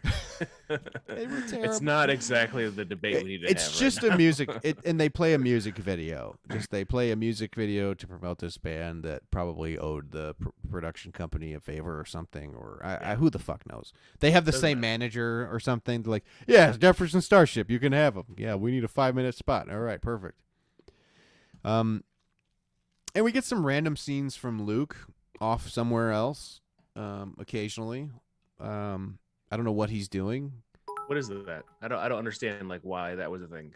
The Luke stuff. Yeah, I didn't. I don't know. It was weird. There was some like wacky droid humor. Hey, what's up, bro? Oh, thank you for the 50 cheer. Appreciate that. Luke had about 3 pounds of makeup on during that sequence. I was like, why are you so smooth? He and looked tan? beautiful. He looked he was glistening. This is right before his car accident. This probably made him get into the car. Okay, too soon. That was not nice. He got into a really bad car wreck between Empire and New Hope. Did you know that? Did he? Yeah, that's why his face is kind of scarred up. No, I didn't know that. Yeah, he got into I like feel bad. he almost died in it. Like it was No a kidding. bad car wreck. Yeah, yep. And I think this movie did cause him to crash that car. And the special is, I would do the same thing. If I were involved with it, I bet a lot of people had some hard. Oh, go ahead. This is not related at all. Finish your statement. No. Oh no, that was nothing. Do you have to pee? No, I was gonna say Brill / Riley. I want to know how hard your meat gets looking at my background. Beautiful. Cool. You let me know. And Brill said that's why he had the Wampa hit his face before it fully exposed in episode 5. He had a scar. Ah. Yeah, dude. He when they show him like healing up, he's like in the, I don't know, like they've got that, he was in the water, the rejuvenation chamber or whatever, and then they pull him out in Empire, where they're all sitting and where Leia kisses him. Mm-hmm.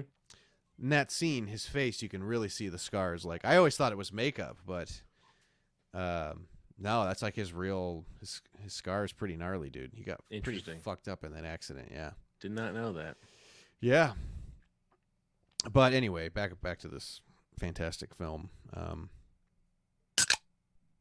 I don't know. That wasn't a new follower. That was a new beer. Nice. There's a lot of things going on in this movie. Oh, the Boba Fett thing. That was actually cool. Was cool. This is the first intro of Boba Fett because he's not in A New Hope. Which is really sad because then you're thinking about like this is Boba Fett's debut on our screens, and this is what you give him. Right. Yeah, they and that's why I picked Lumpy my background or from earlier. Lumpy is searching his room. While they're searching his room, Lumpy uses a view screen to watch this cartoon of his father's many adventures, supposedly. Yeah.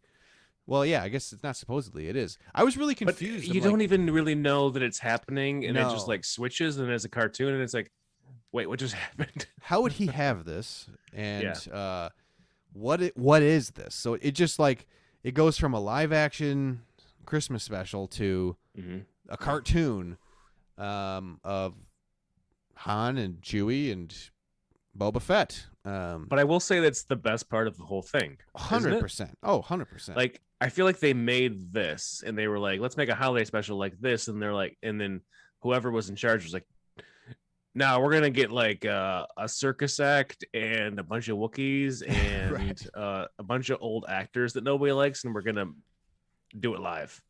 Right.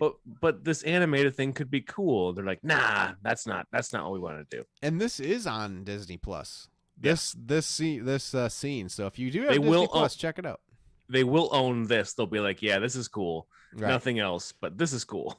Yeah, and it is cool. It is cool. It's worth watching. Not this film. Try to find this scene separate. If you I like you people, and I don't want to put you through this torture. I can honestly say this might be the worst movie I've ever seen. Like, and this is coming from somebody who's watched countless Mystery Science Theater 3000 episodes, like riff tracks. I've seen Samurai Cop.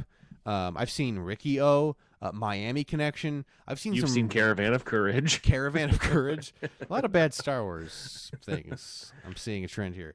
But yeah, this is really bad. This is the Boba Fett part was cool, but the rest of it just gets weirder. Like, you think, okay, there's going to be some semblance of like order and like the plot's going to move a certain direction maybe. And then he's going to get his dad back. Right. When's this going to happen? Then you get another weird scene where B. Arthur plays Akmina, apparently, who is in a cantina. She's a bar, the waitress or the bar. The bar bartender. I will say this is probably my favorite live action scene of all of them because it's so ridiculous, and you see so many different creatures, and all the creatures, their things don't really make sense. But No, there's a giant mouse. It's like, what? The hamster? Oh yeah, in the corner. Yeah. I didn't know if that was a Womp Rat. I don't know. It seemed like bad. it was sentient though, and Somebody like had a way smarter giant- than a Womp Rat. Somebody had a She giant snuggled- rat costume, and they had to She use it. snuggled it, and she was like, yeah, you're cool. But like, I don't know how they got B. Arthur on this. Like, she was a legitimate actor at this point, but she did something to fuck up and have to do this whole sequence. So. Yeah, and our buddy Harvey Korman is back. With a pint glass on his head. Yeah. Yeah, as I don't know what this a weird love wig was, interest. Oh no! but it was a toupee with a pint glass on top. Yeah, it was bizarre. This whole scene just made my skin crawl, dude. I was like, It's so bad. like he's He's a predator for He's one in this character. 100%. Like, definitely, he needs to be on a watch list. Somebody needs to keep tabs on this guy, and somebody needs to intervene. But yeah, super weird. And like, he's pursuing her. She's not interested. She can't remember. Is she pretending to not remember? I wasn't sure what was going on here. Yeah, like there's definitely some feelings like she doesn't know exactly what's going on for sure. Like her mental capacity is not all the way there. Right. This is the first time though that you see a bunch of characters, like types of species you've seen before, where other than that it was just like the main characters. Like this is like their first attempt at like, I think, like Star Wars universe building a little bit. Right. The cantina none of looked good, but like the people in it Yes. were mixed. Yeah. It was a mixed bag. It was. Yep. They had the testicle chin guy that yells at Luke in A New Yep. Hope. They had him. They had some recognizable faces, like the devil dudes, the devil people, like with the big horns. Oh yeah. They go back.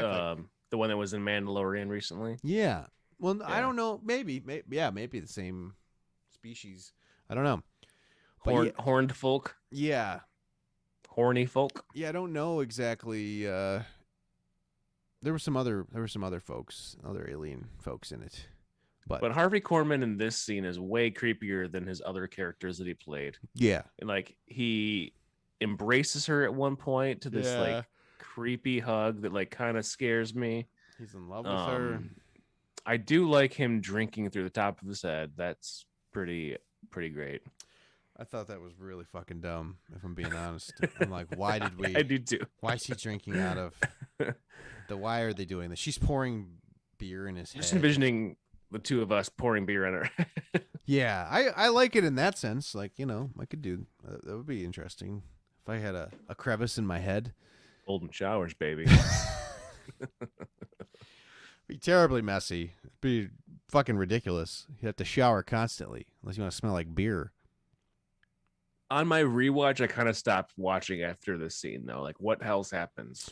She sings. B. Arthur sings. It turns into straight show tunes. I watched the scene with Leia singing too. Carrie Fisher singing. Yeah. It was really weird. So she starts singing this long drawn out song about closing the cantina and how you gotta go, friends. And I don't know if that's even a lyric, but real quick, how long do you think it took them to film this cantina scene? Because I researched this. A long time. I would guess. You think? No, this was one shot. This was just give me like a time. How much time do you think it took them to film this scene? I don't know. The cantina scene. 8 hours. 24 hours. Oh my god. Oh no. Yeah. No, poor B. Arthur. Poor B. Arthur. Can you imagine doing 24 hours of filming and then this is what you get? I cannot. That is terrible. Yeah. Yeah, it was really bad, dude. She was singing this song, and at one point she gets... A lot of people get a gun drawn on them. She gets a gun drawn on her as she's closing the bar, and... Yep. I don't know. It's just weird. Then it goes back to... It flashes back to... I don't even know how she came to be, how the scene even came to be. It was like, why are we doing this? Why are we at this scene? Like, who knows? There's so many different cuts that are like unnecessary. Yeah. You know, one scene that we didn't mention, I think earlier than even this, that like really threw me off was Lumpy jumping around on the patio, like on this like very like narrow railing, beam. Yeah, the handrail where he could have fallen and died. Like, how is this motherfucker just running around and nobody's watching him? They were just showing that the Wookiees are quite negligent parents, and Itchy doesn't know his ass from a hole in the ground. But also, like, he's very agile. Like, is that Carrie Strug in the Lumpy costume? Like, just dude, like a gymnast? Yeah. I couldn't. If I was standing on the edge of that handrail, I would fall off. Like, I have no balance. I immediately, like, just like think of me just like going to my death. I'm honestly kind of bummed out that like we didn't get a Lumpy floor routine scene, with like a ribbon. Give one of those, like do like a full on, Podcat. Yep, got Rich here. Almost lost the Podcat a couple weeks ago. He was really having health issues. Yeah, it was a bummer, but he's hanging in there. We'll see. It's a bummer. Sorry to be a fucking buzzkill here. Cat almost died. Cool conversation. Sorry. It sucks. Yeah. Is what it is, man. We'll get through it.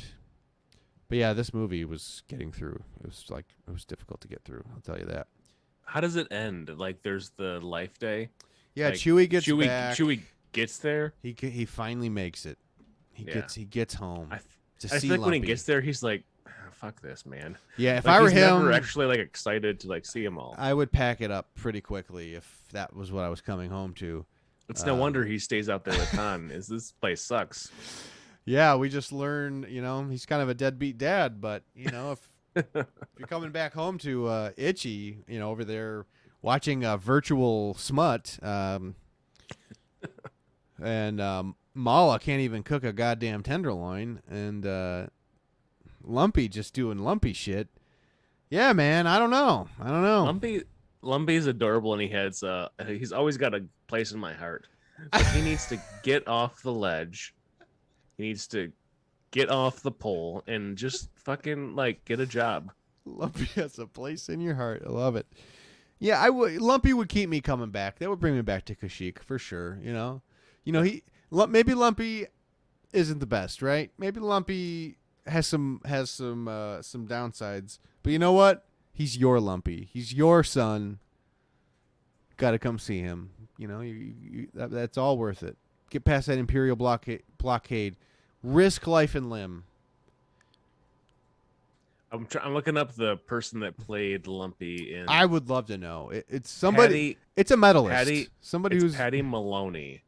She's medaled in a few Olympic games. I'm gonna drop this in the Twitch chat, and then everybody can enjoy who she is. Patty Maloney. Patty Maloney. Let's see here. Oh wow. Oh, interesting. Oh, I recognize her. She's in a lot of stuff, dude. She does have a very like familiar face. Yeah, is she the from? I feel like she's in. She's American. A lot Doesn't of stuff. have any other credits. Are you kidding me? I thought she was the woman from The Exorcist, maybe, or what was that? What's that? Is that The Exorcist? Anyway, any hoozle. But yeah, that was she's medaled in an Olympic sport potentially. That's all I'm gonna say. She moved with grace. Yeah, so Chewie gets back. They're all excited about Life Day. They go and meet up with Leia. They wear some red robes. Leia sings a beautiful Life Day song. And that's it. Han has a weird scene with the family, gives everybody a really meaningful hug. It's a lot. Puts on a red robe. No, I think Chewie puts on a red robe. Yeah, Chewie, I think. Yeah, the Wookiees were wearing red robes. I don't know what the red robes are about. I don't know what that was about. It was like a Handmaid's Tale thing for me. It was I don't really know what was going on. There was some weird shit happening. But yeah, that was basically it. Terrible. None of it revolved around Christmas. I have no idea why this was the holiday special. Right. Well, at the very end, they're like, this is, it's about celebrating the love that you share with one another, no matter what anybody looks like. Like, there is a good message Leia talks about and sings, but yeah, nothing to do with Christmas or... Leia was so stoned in that scene where she was singing. Carrie Fisher was... Did you see her face? She had 4 of your gummies before she... before she sang that song. She sounded fantastic. She did. She carried a tune well, but there's no way she was clear-eyed in that. Yeah, that's a rough... I mean, could you be? Could you... I wouldn't be.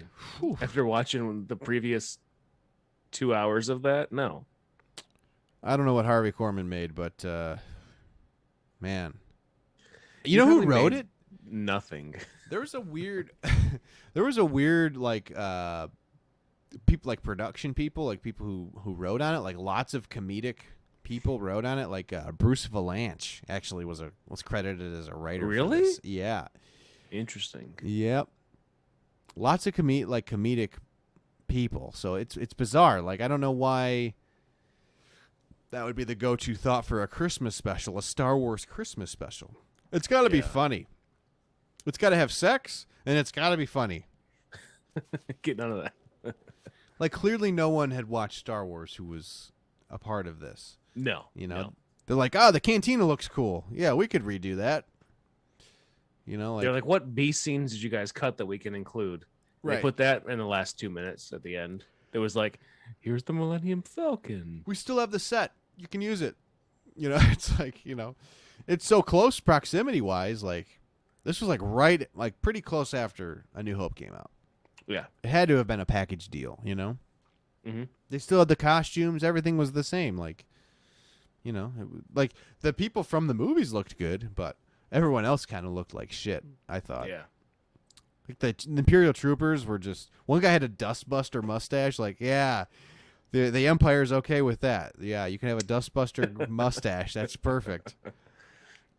Like the fucking strictest... Yeah, it's not going to work. It's not going to hold up.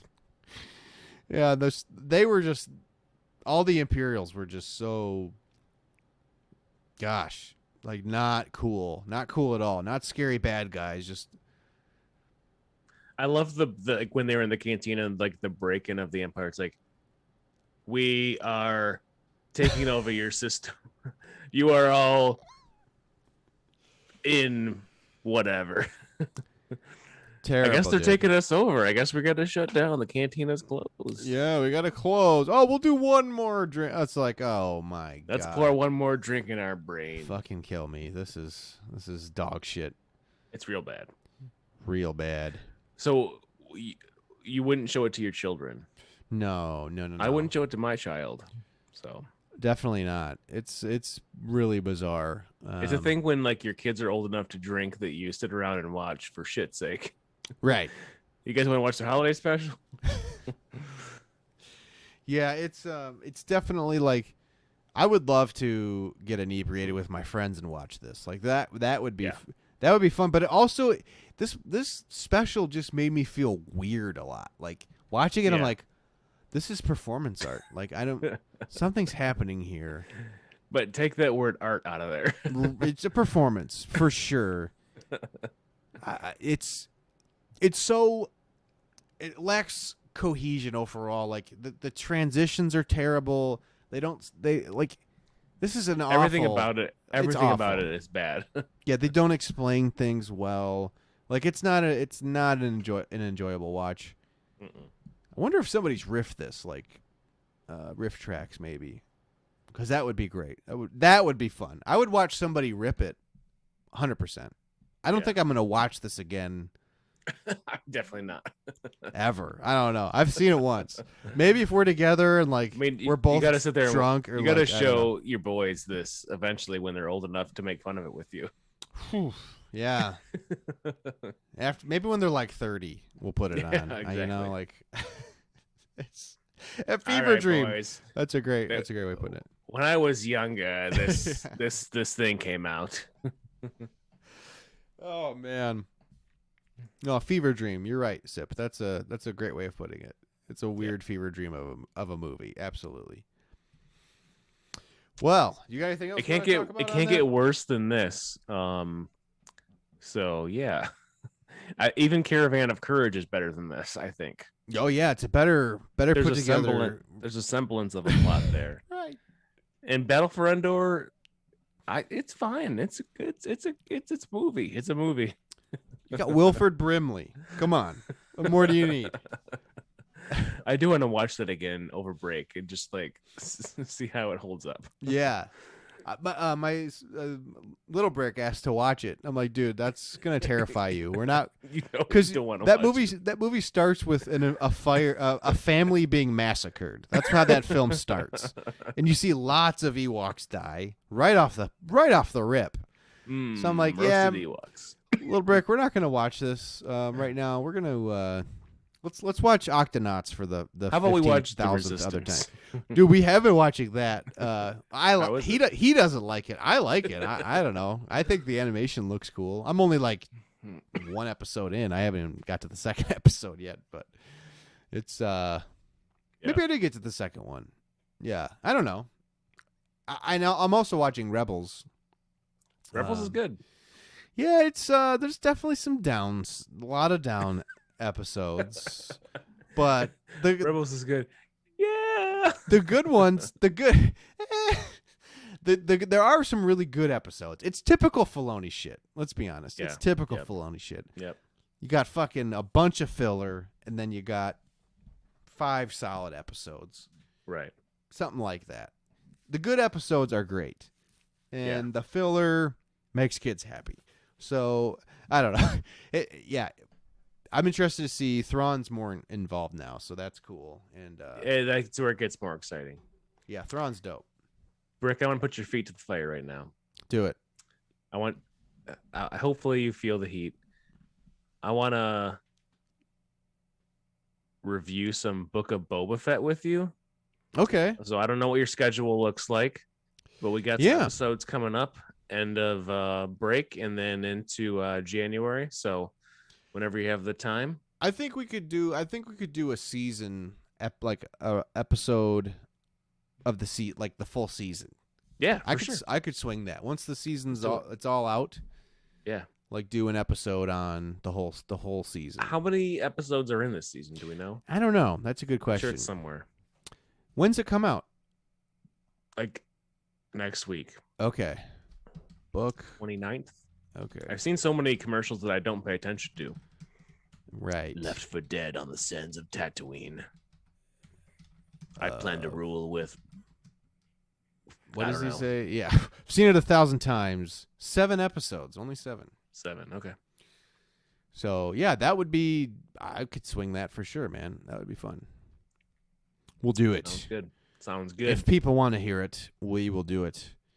Well, this was we will fun, man. rehash all the stuff that all the other podcasts have rehashed 2 weeks before us. Next Wednesday it comes. Okay, nice. I'll be in Florida. Oh, look at you. Look at you. Going to Ron DeSantis land. Interesting. Yeah. Ron DeSantis. Oh, right. Got it. All right. We rented a house in the Villages, so that's where we're gonna be after Christmas cool, for a man. week. Very cool. Yeah. Well, that's about it. What do you? Ooh, we can raid Gambit. Let's do it. Go. Yeah. I didn't finish all 4 beers. I finished 3 of my beers. Well, you'll finish the other ones off air. That's Fucking fine. failure. I'll finish it later. Well, thank you guys for tuning in. It was nice to do this again. It was fun. It was a lot of fun. How far did we get? How long is this? 2 hours. 2 hours. God damn it. All right, man. Well, love you guys. Thanks for tuning in, and maybe we'll do some Book of Boba at some point. Yeah. I can't. Let's go. We're not doing the podcast again. I hate to just put that out there. It's not going to be a regular. It's gonna be a here and there kind of thing. Right. So, but a lot of fun. Raid. Let's raid. You want to take them out? You want to sign off, Darkit? Yeah. Hit us up on things and don't drink in hyperdrive. Nice.